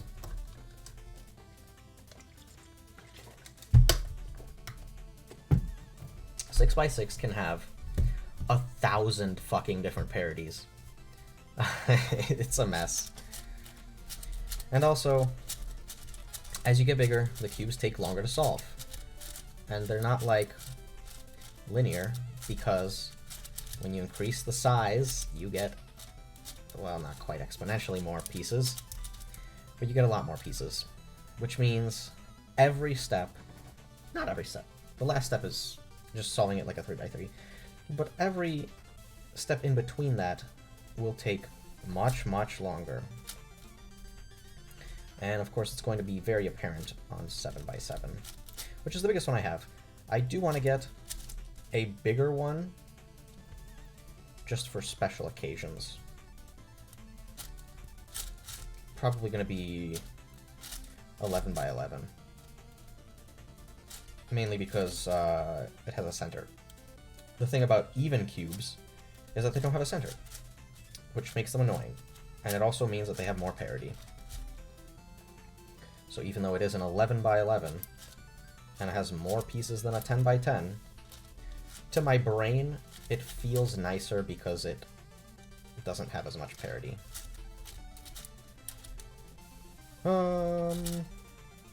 Fantastic, fantastic.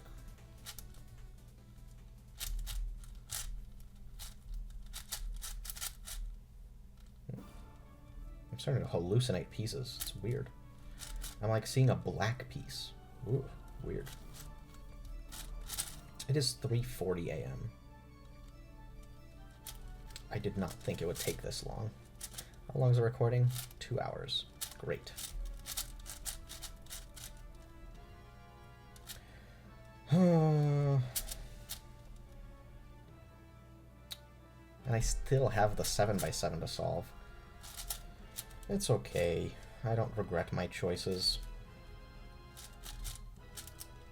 Which are the words of a man who regrets his choices. As long as you fully commit, it's not that bad. Don't regret anything. Bad advice. You should have regrets. I want to solve this in the most convenient way possible. Which is going to be by starting to commit to commutators now.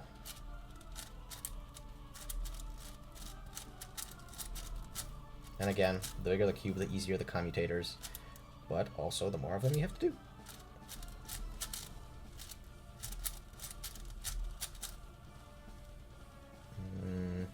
Okay, I need to pair you two up this way.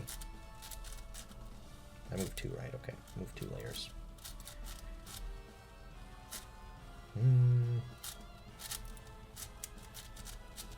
That's unnecessary, you don't need to do that. I just wanted to look at it a little bit nicer. Okay. Nothing here is convenient. RIP!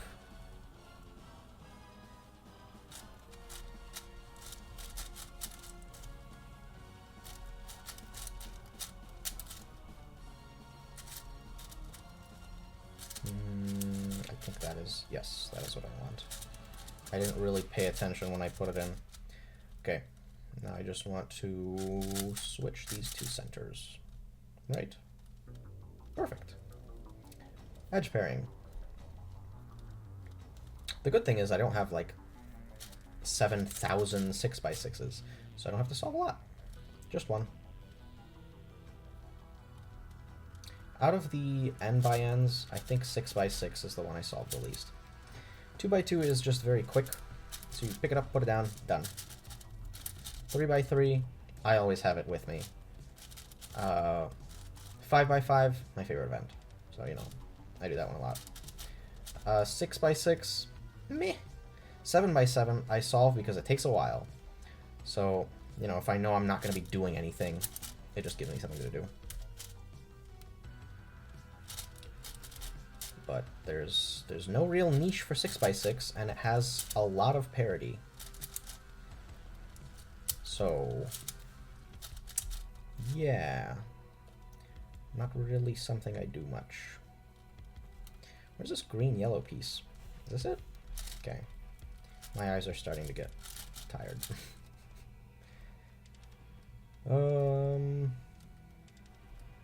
This is nice. I would like to solve this, though. Ah, but this piece is already here. Okay, doing this one then. You go to here. And the last... Oh, it's already lined up. Beautiful.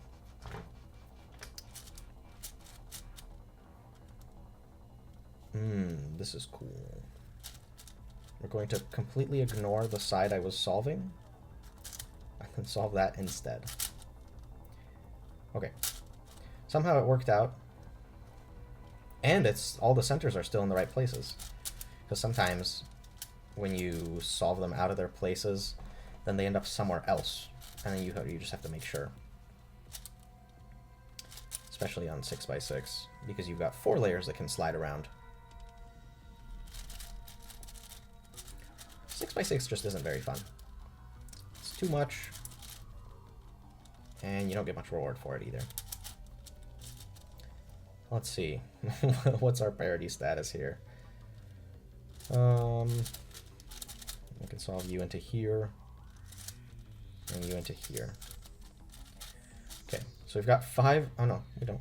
Cool, no 5x5 edge parity. Which saves me a good, I don't know, 10 seconds.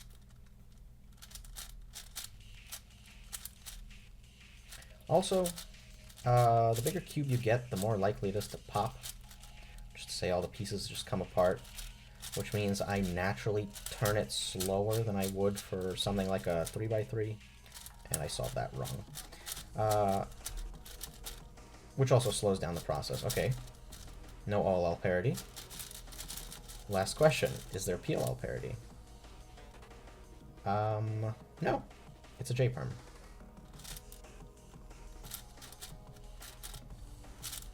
I'm sort of... Okay, well, I did the wrong one. But I'm sort of apprehensive to do correct PLLs on bigger cubes because I worry about moving too many layers at the same time, and because of that, my memory is scuffed because, again, it's all muscle. Alright. Last N by N. My 7x7.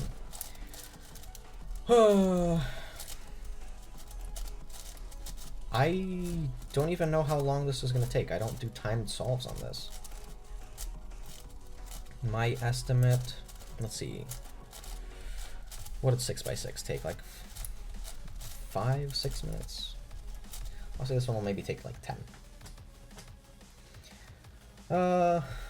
This blue one is already decently solved. So let's just commit to that. Which is another thing of the bigger cubes. You just pick something and then you commit to it. I think it'll slowly be easier if I do it like that. At least I got some fire music to back me up here.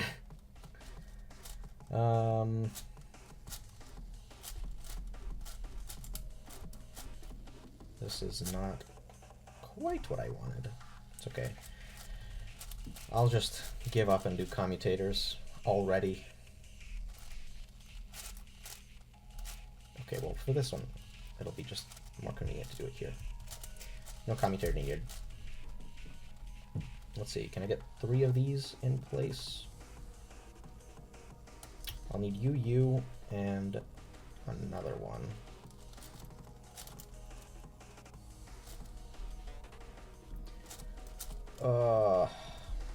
Never mind. 7x7 is just sort of busy work. But it's okay. I like it. I like it for the busy work element. And of course it's less annoying than 6x6. I'm willing to bet that 6x6 is the least popular of the cubes.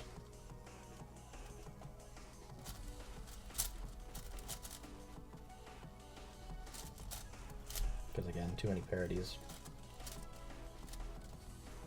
Too many parodies, and I'm pretty sure 6x6 is notorious for having the most poppable cubes. As for why, I don't know. I don't know enough about 6x6, and I don't really care enough to know more about 6x6. Was this the first one that I didn't solve white on first? I think so. Which makes sense, because on this one I just went with the easiest. Or not the easiest, but I mean, most solved already. I do not want to spend any more time on this. I just want to go to bed, man. Okay, I somehow managed to make my piece disappear. Oops.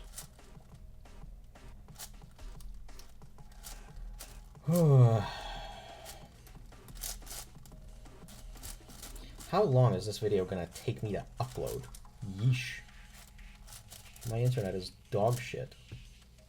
And of course I also have to render it first, because I need to cut out my break. Okay. Now we can move on to white.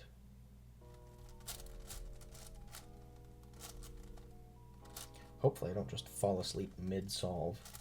That would be unfortunate, because then the recording would go even longer.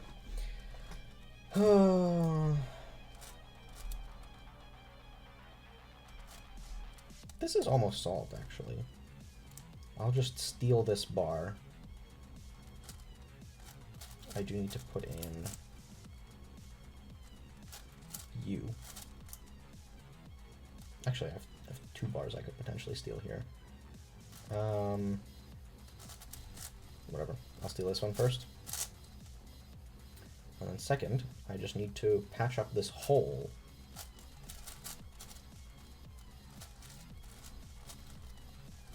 Which I fucked up because I turned everything. Okay.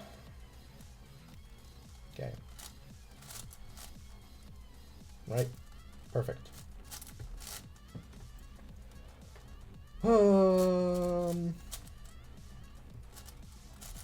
It would be a good idea to solve multiple at the same time, but I am too tired to have thought of that earlier.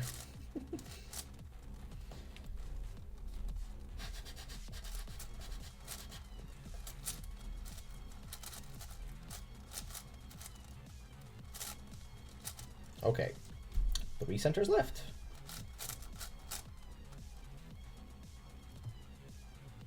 These are nice. I'll put you into here. So now I can sort of solve it in chunks.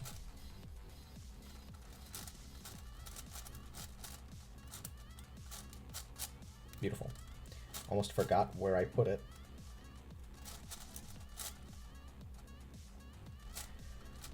The way you do this for convenience is you sort of look where the least pieces are. Like here, I only have 1 in this row, and I can put in 3. So if I put them into here, then I can replace it. It ends up being a little bit uglier, but I mean, I think it's less moves at the end. Which I mean, it makes sense. You're putting in multiple pieces at the same time, but I never really tested a whole lot. I want a 2 chunk to put in there. Beautiful.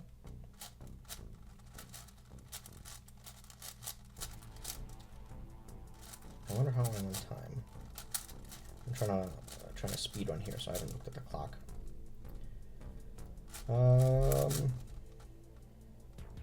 The one place that it can backfire when I put stuff in with like little chunks like that is that sometimes I put it into the wrong side. So like I'd solve this chunk into here. And then I end up with like a big yellow portion in orange. And then it's like, great, now I get to do it again. Whoops, turned too many layers.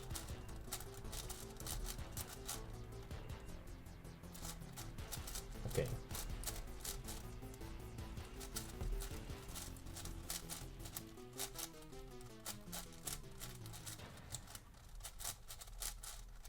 Okay, edge pairing. Got an edge, payday 3.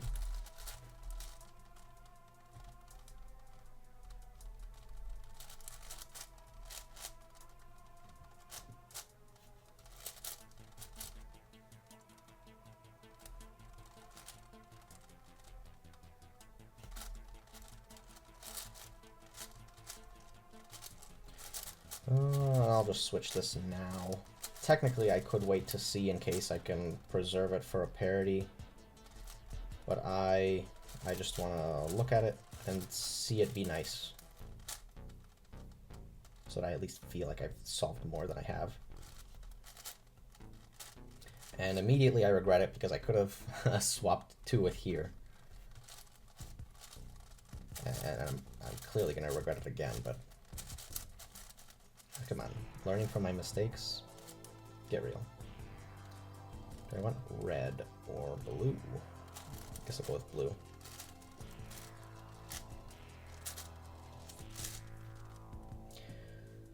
Okay, now do I want red or blue? There's only one option here.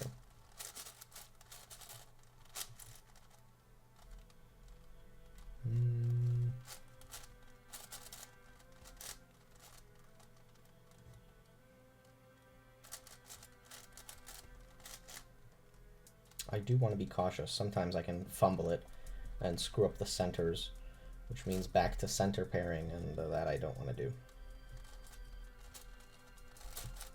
Well, I mean, kind of obviously, the bigger a cube gets, the less you want to redo on it, because the steps get annoying. I'll just swap you with that.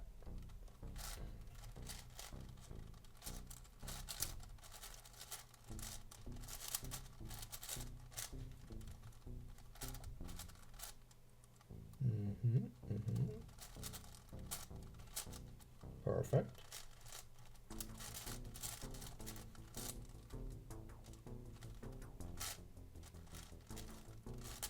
Okay, now I have to recenter.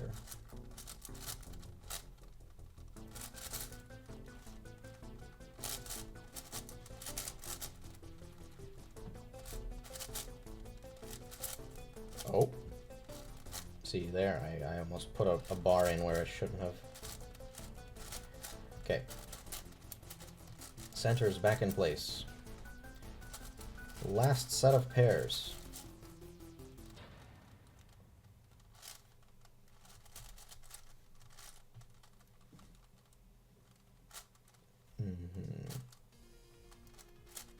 Very convenient that I have these put together separately, but not in a way that I can use. Let's solve you in this way, because I know I saw that. Okay, and then I can solve them this way. Okay. How do I do this as efficiently as possible? Well, I don't. That's the secret. Oh, beautiful. No edge parodies at all. For this, you can have 2 edge parodies where you have these 2 swapped or these 2 swapped, which is annoying. But hey, didn't have any. Okay.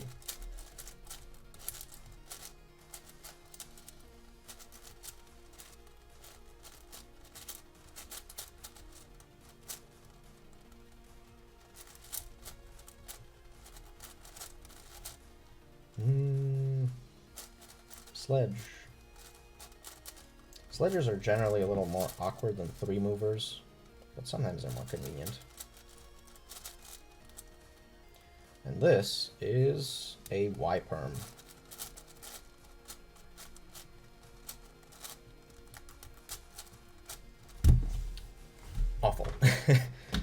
Okay, last stretch.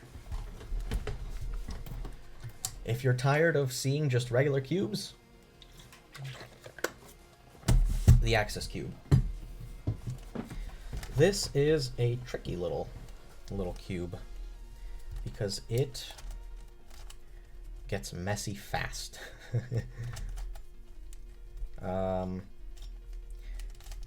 It's not any harder than a 3x3, I'll say that, but it is a little bit trickier. In fact, when I say it's not any harder than a 3x3, that's because it is a 3x3. It is identical. You have a center. This may not look like a center because it has two colors, but it is a center. You have 4 edges, and then you have corners. The issue is trying to figure out how to put it together.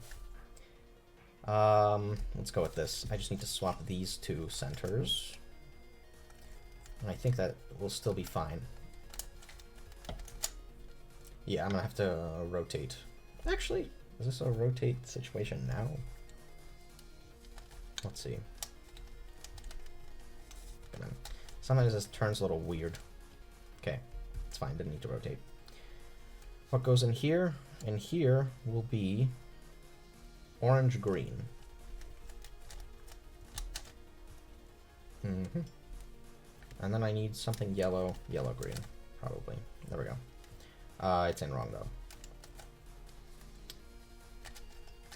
Kind of like the mirror cube, it's a little bit of a brain teaser, where you have to sort of guess where things go. And I recognize that this is a corner that goes into here. I have enough practice with this that I can guesstimate pieces a little bit better. This I will need to rotate. And the interesting thing here as well is that they're different. Like this corner has 3 colors. This corner has 1 color, but they're technically the exact same. Even on a mirror cube, you've at least got something you can rely on of like, well, every side has the same qualities. Not here. Every card? Why did I say every card? I'm fucking dying out here. Every side.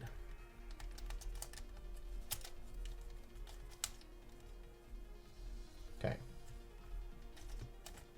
This corner needs to be turned. Beautiful. Okay. Middle layer. I am gonna need you in here. And you in here. From the other direction, though.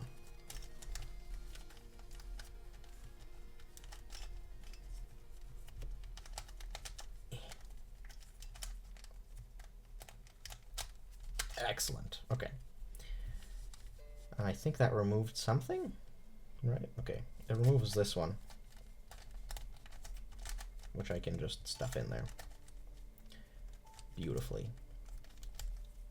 As such. And then that removes the one I needed elsewhere. Or maybe not. Maybe I made that up.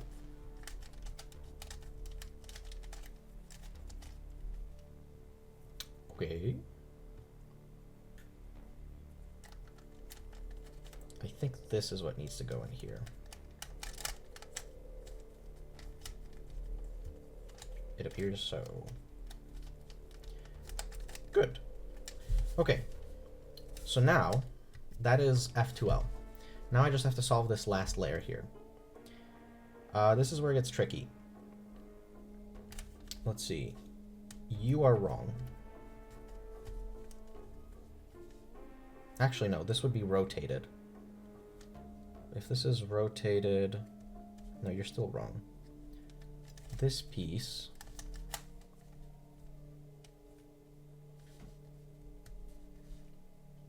I think is also wrong. This piece is correct, this piece is correct. So I think this is going to be this. Hold on. I've lost track of where my center is. Where am I? Where am I? What am I doing? Okay. Pause. What was my center? Is this my center? Yes, okay. So F R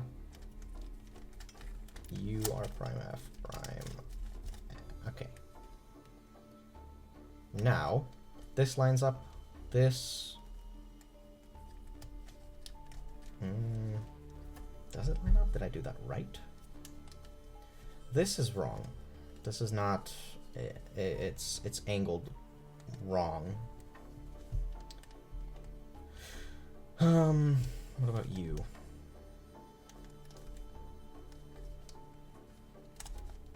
I think I might want to turn the centers now.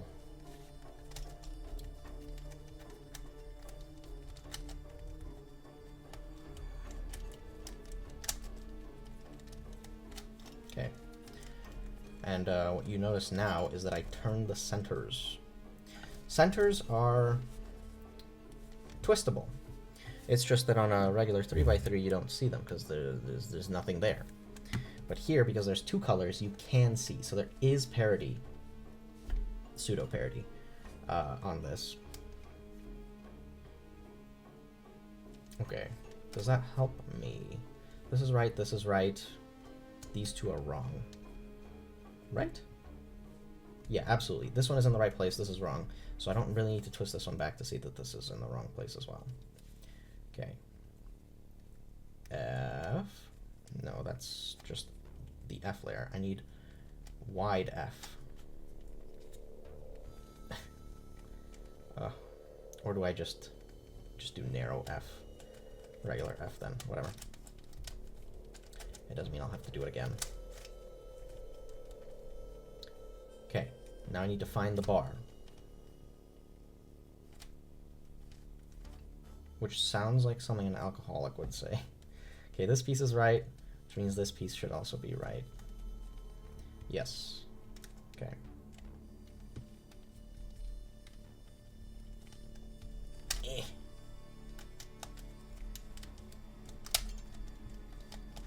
Fantastic. So this is a cross. It doesn't look like it, but it is. Which means now I need to do corners. This corner is right. This corner is wrong. So right, wrong, right, wrong. I think this is 2 up and then 1 forward, 1 to the side. But I'm not gonna bother recognizing which. So I'm just gonna soon and then see where that lands me. Okay. Correct. Correct. No, incorrect. So this is correct. This one is incorrect. This one is incorrect. Hello, move please. And this one's correct.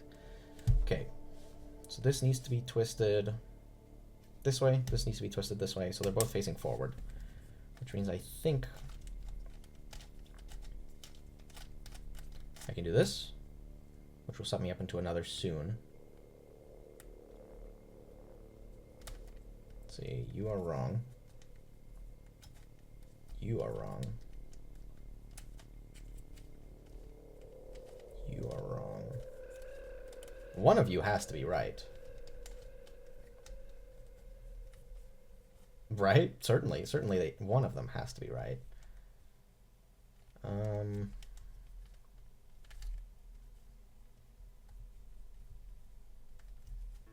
But I'm not seeing it.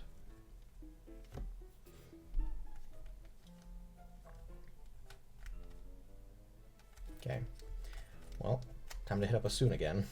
Let's see what I get. Okay. Well, now I can tell this is right. You're right. You need to be twisted. You're right. So I've got 2 correct ones. 2 wrong ones. You need to be vertical. So twist it this way, this needs to be twisted this way. They both need to be twisted. Ugh.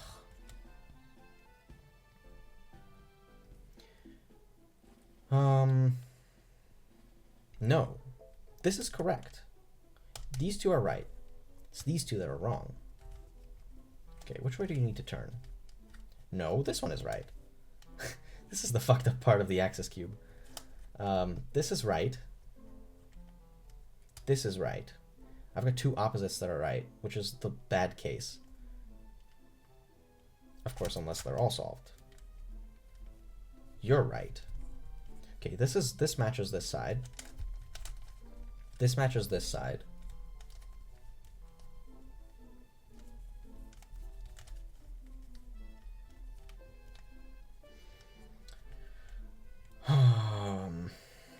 I am so fucked up right now. Okay, blue is absolutely correct. Without a doubt. Red is absolutely correct, without a doubt. These two next to each other are right. You need to be turned. There's no shot this matches anything. Yes, okay. So let's see what... Okay, if this needs to be turned this way, that means it's facing forward.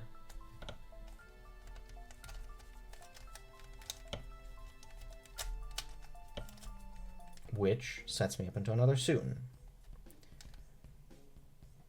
You are either right or you are right. Okay, it's not that one. So it's gotta be this one. Or maybe it's neither.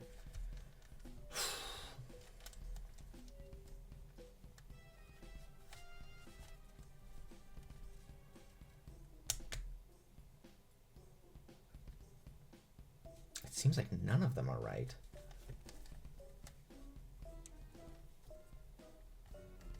Okay, blue does not fit on the blue side. White does not fit on the white side. Red doesn't fit on the red side. So really my only thought here is it's got to be this one that's correct.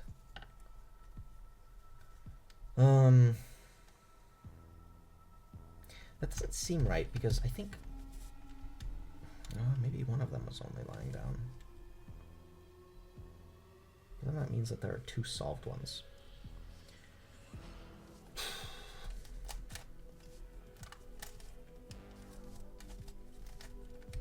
Axis cube is a tough nut to crack.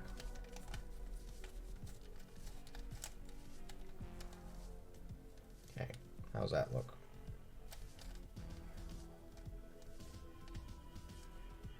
Maybe I should focus my efforts on this piece, because it's easy to tell when it's in the right rotation. The question is, how do I convince it to rotate? Okay, red is right, blue is right. These two are right. White needs to go this way, which means I've got a case from here.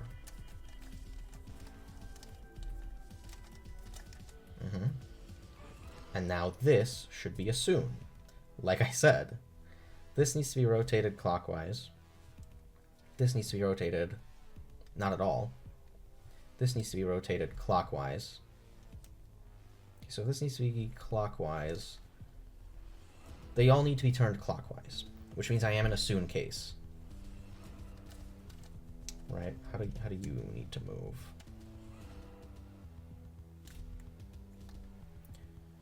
So I think this is the front.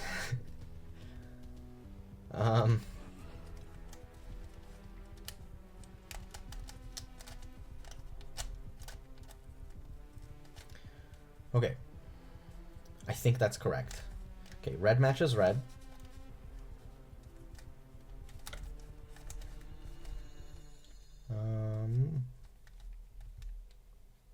Blue matches blue. This is still not in the right place. Fuck me, man.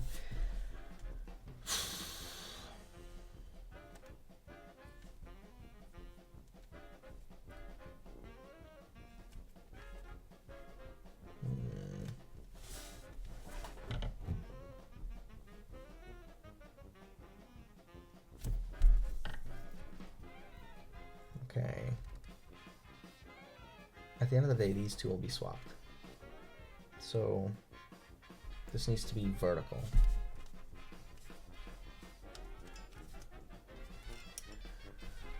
This needs to go this way. This needs to go this way. That doesn't make sense. This is going counterclockwise. This is also going counterclockwise. That's not possible.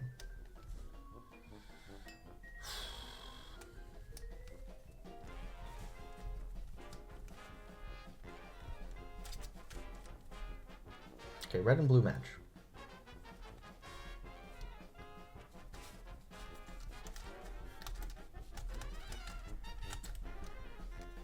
Okay. I feel like I've seen this position 1,000 fucking times already.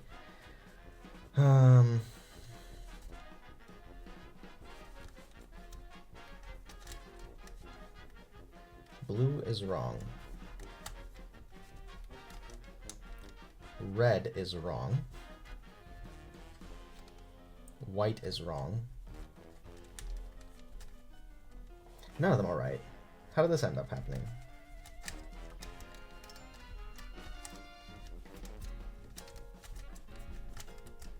Okay, white is correct. Blue is not. Red is not. And this isn't either. This needs to be turned this way. So I think this is going to be the front.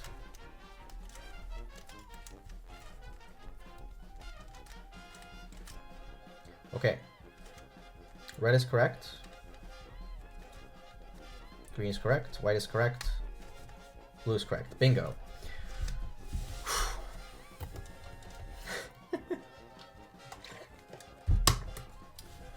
Now, I just need to PLL. Let's see, let's see. Well, you do corners first. These two are right. These two need to be swapped. That's easy enough. 1, 2. 1, 2. Okay. Corners are right. Last is edges. Which it looks like all of them are wrong. Right? If this is flipped, yeah, it's still gonna be wrong.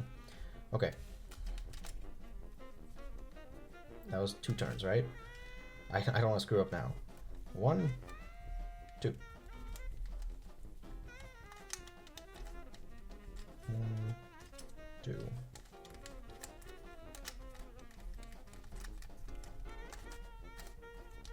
Okay.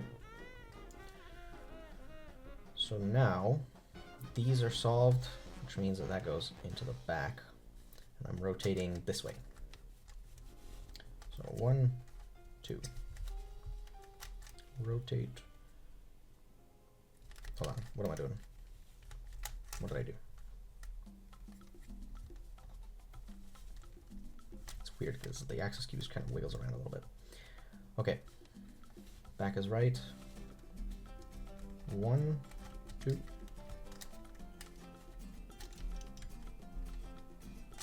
1, 2.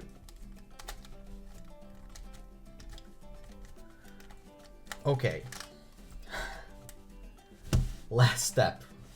I need to just fix these corners. They're edges, but they kind of appear to be corners. You need a 180. Right? Yeah, okay. 180 is easy.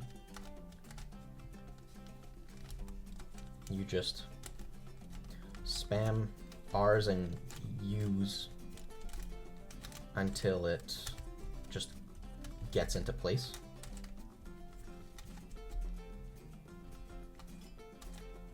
Okay. Almost fumbled that.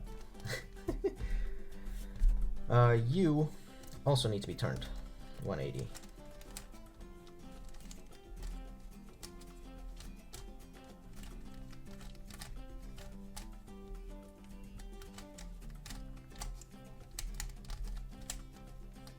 Beautiful. Not so easy. These need to be turned 90.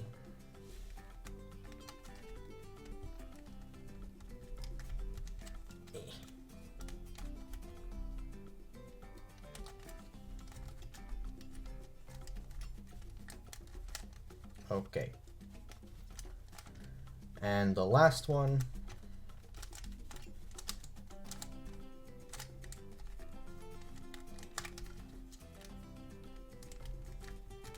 Okay, it's so stressful when that happens.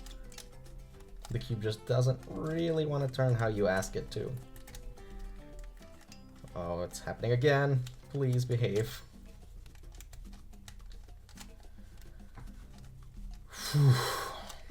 Axis cube. That's a hard one. And last, Master Morphix. I won't be able to solve this one, just as a preface. This one is like the Axis cube, but harder. I'm still working on figuring out how to do this. I have yet to sit down with enough time and figure it out. Although, it does seem a little bit simpler, it's certainly not.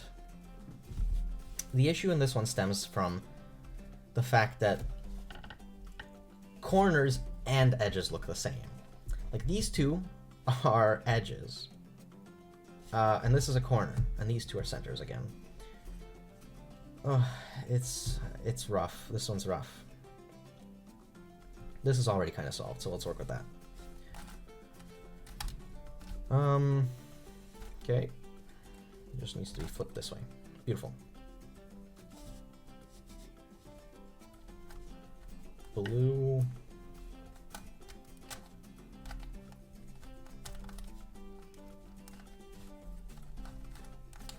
Okay.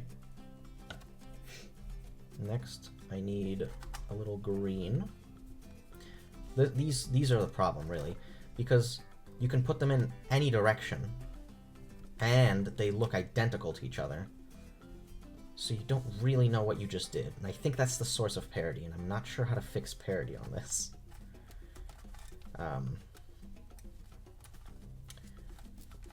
So essentially, what I'm hoping for is to get lucky. So that's the first layer done. Easy as that. The first layer on all of these is simple, if you can find it, at least. It seems like all of these need to be rotated.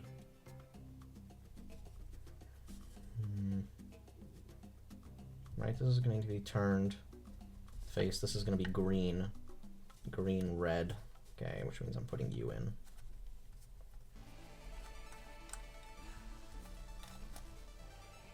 Okay, if this is turned, this is going to be blue. Blue, yellow.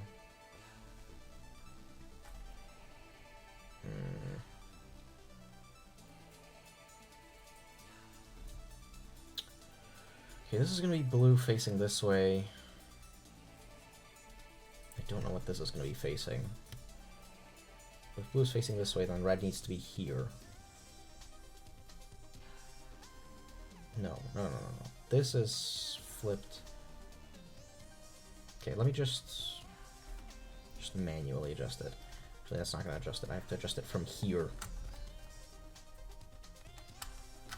Okay.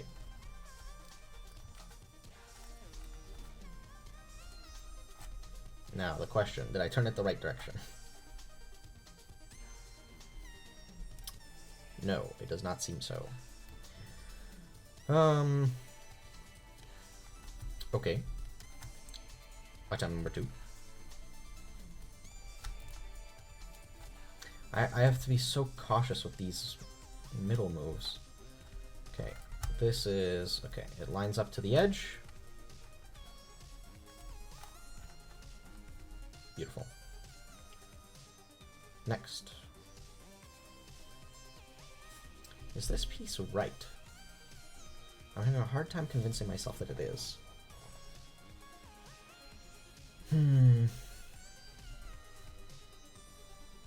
This is going to be green. Because there's 2 greens here. So I can reasonably only see it being green. Which I think means this is going to have to be blue. Blue goes into here. Okay. Green, I need to rotate you 1.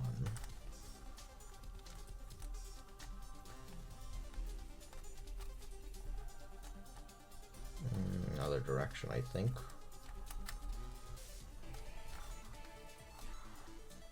Right? How's that look? No, it needs to be turned the other direction. Both of these do.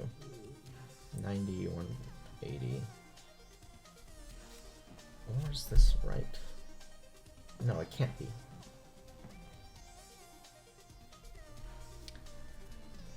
Huh.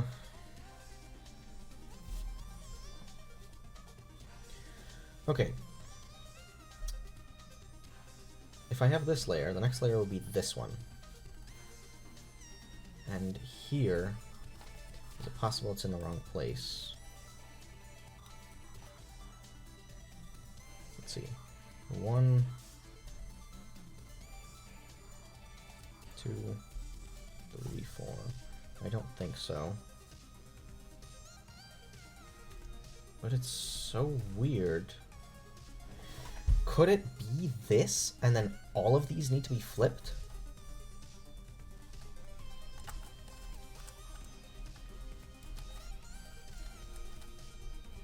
Okay, that's definitely what needs to happen. Okay. Let me work on that just for some clarity.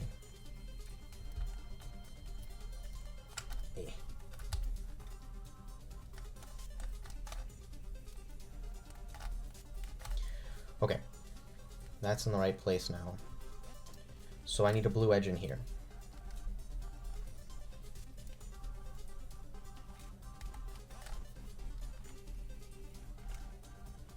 Okay, this is blue, so this is going to be a red edge.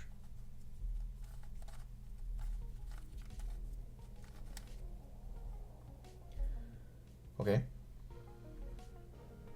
This is going to be a yellow edge, but flipped.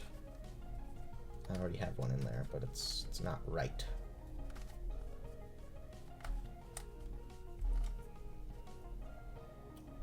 And I didn't put this one in right either.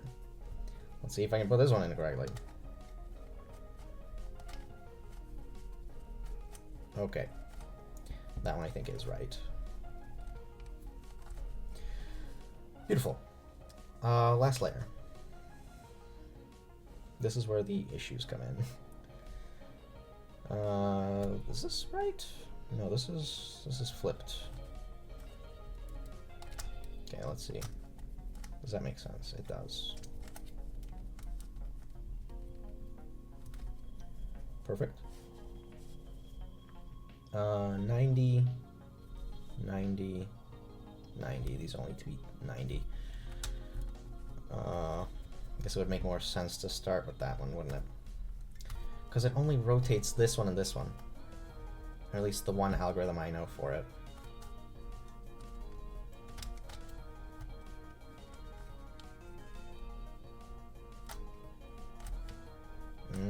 Other way.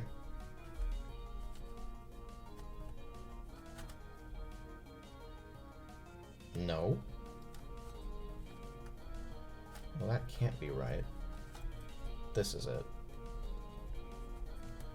Come on. Middle layer, behave. Okay, there's these solved. You.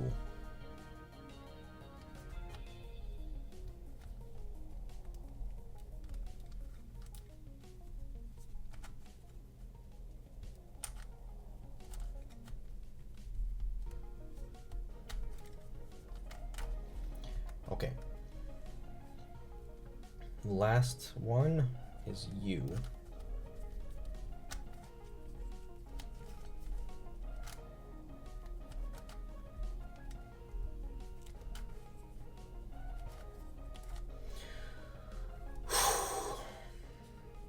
What am I looking at here? This is going to be set up correctly. These two need to be swapped, but my issue is this one is correct here and it's correct here. But it doesn't make sense for them to not be right. So I think this is this L case.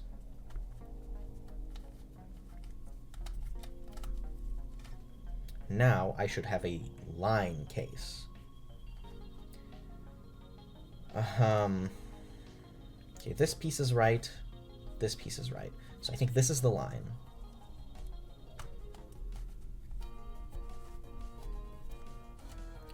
Okay, how does it look? Perfect. This is a cross. It may not look like it. And now these corners, this is the problem. Because whereas in the axis cube I can sort of figure out how things are rotated, I can't tell anything about these rotations. They're identical. So this needs to go clockwise, and this is correct. What could that possibly mean?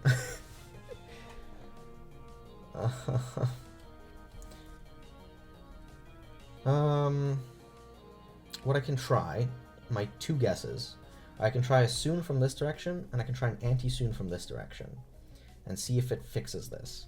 If it doesn't, then it means I don't have a soon case at all, and I don't know what the fuck I have.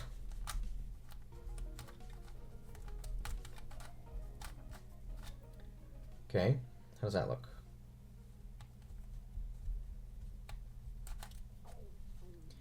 Okay, I got lucky. But now, the final issue. I don't know how to make this happen. I don't know how to do PLL on this. Because it's fucked. I don't know how to do it. Okay, obviously this needs to be rotated. It has to be rotated 180. It's either correct or it needs to be rotated 180 because the rest of these are fine. What do I get if I rotate it 180? Nothing particularly different. It's weird because these two are right. These two are wrong, but they're individually right.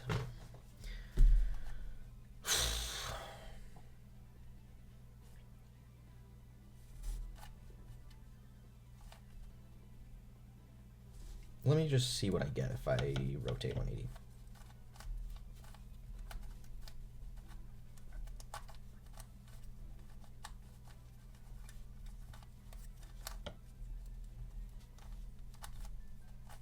Okay.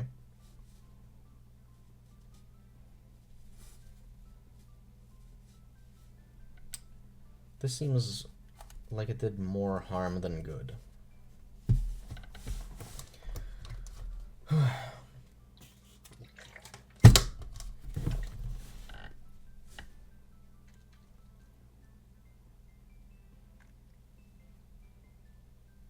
Something's got to be wrong with these two corners. Because it's possible to have the case where these two are right and these two are wrong. I don't know which is oriented how is my issue. So I can only soon and hope for the best.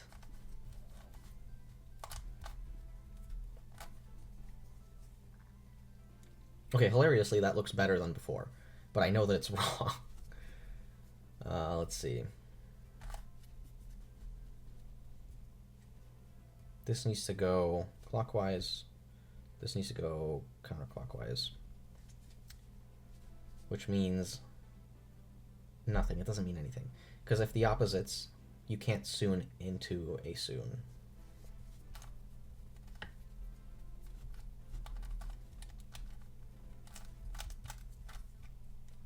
Okay, how does that look then?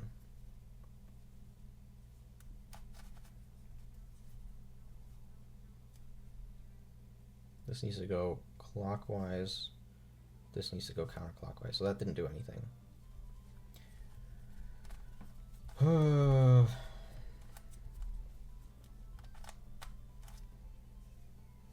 does that look? Counterclockwise. Wait, no, that's not even the right place. This one's correct. Correct and clockwise. This needs to go clockwise, and this needs to go clockwise, which means this could potentially be a soon case.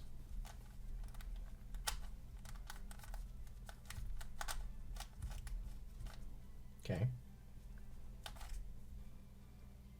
And it looks like it might have been? No, it can't be. It can't be a suitcase. Unless it is. It could just be a double corner swap. Let's see.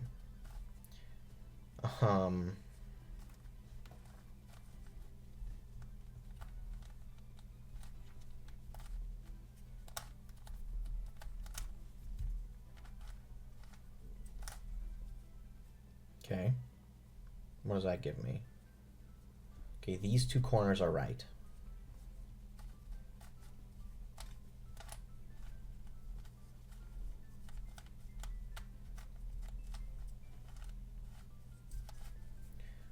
Okay. Okay. You need to go here. You need to go here, right? Okay. And then you need to go 2 around. So this is a U-perm.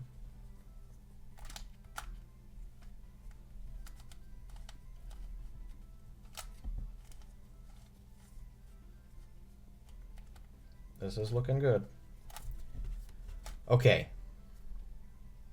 You need to go 180, you need to go 180. Not a problem. Not a problem.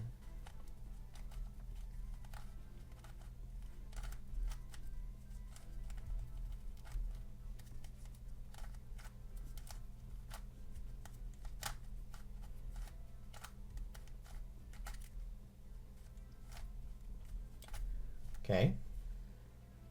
Last one.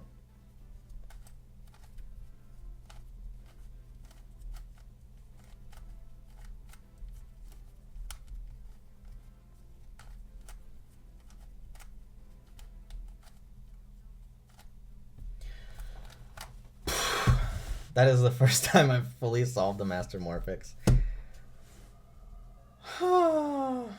Okay. And the final surprise. Who fucking even cares anymore? No one's watching at this point. Okay, I'm done. It's 4:40 in the morning.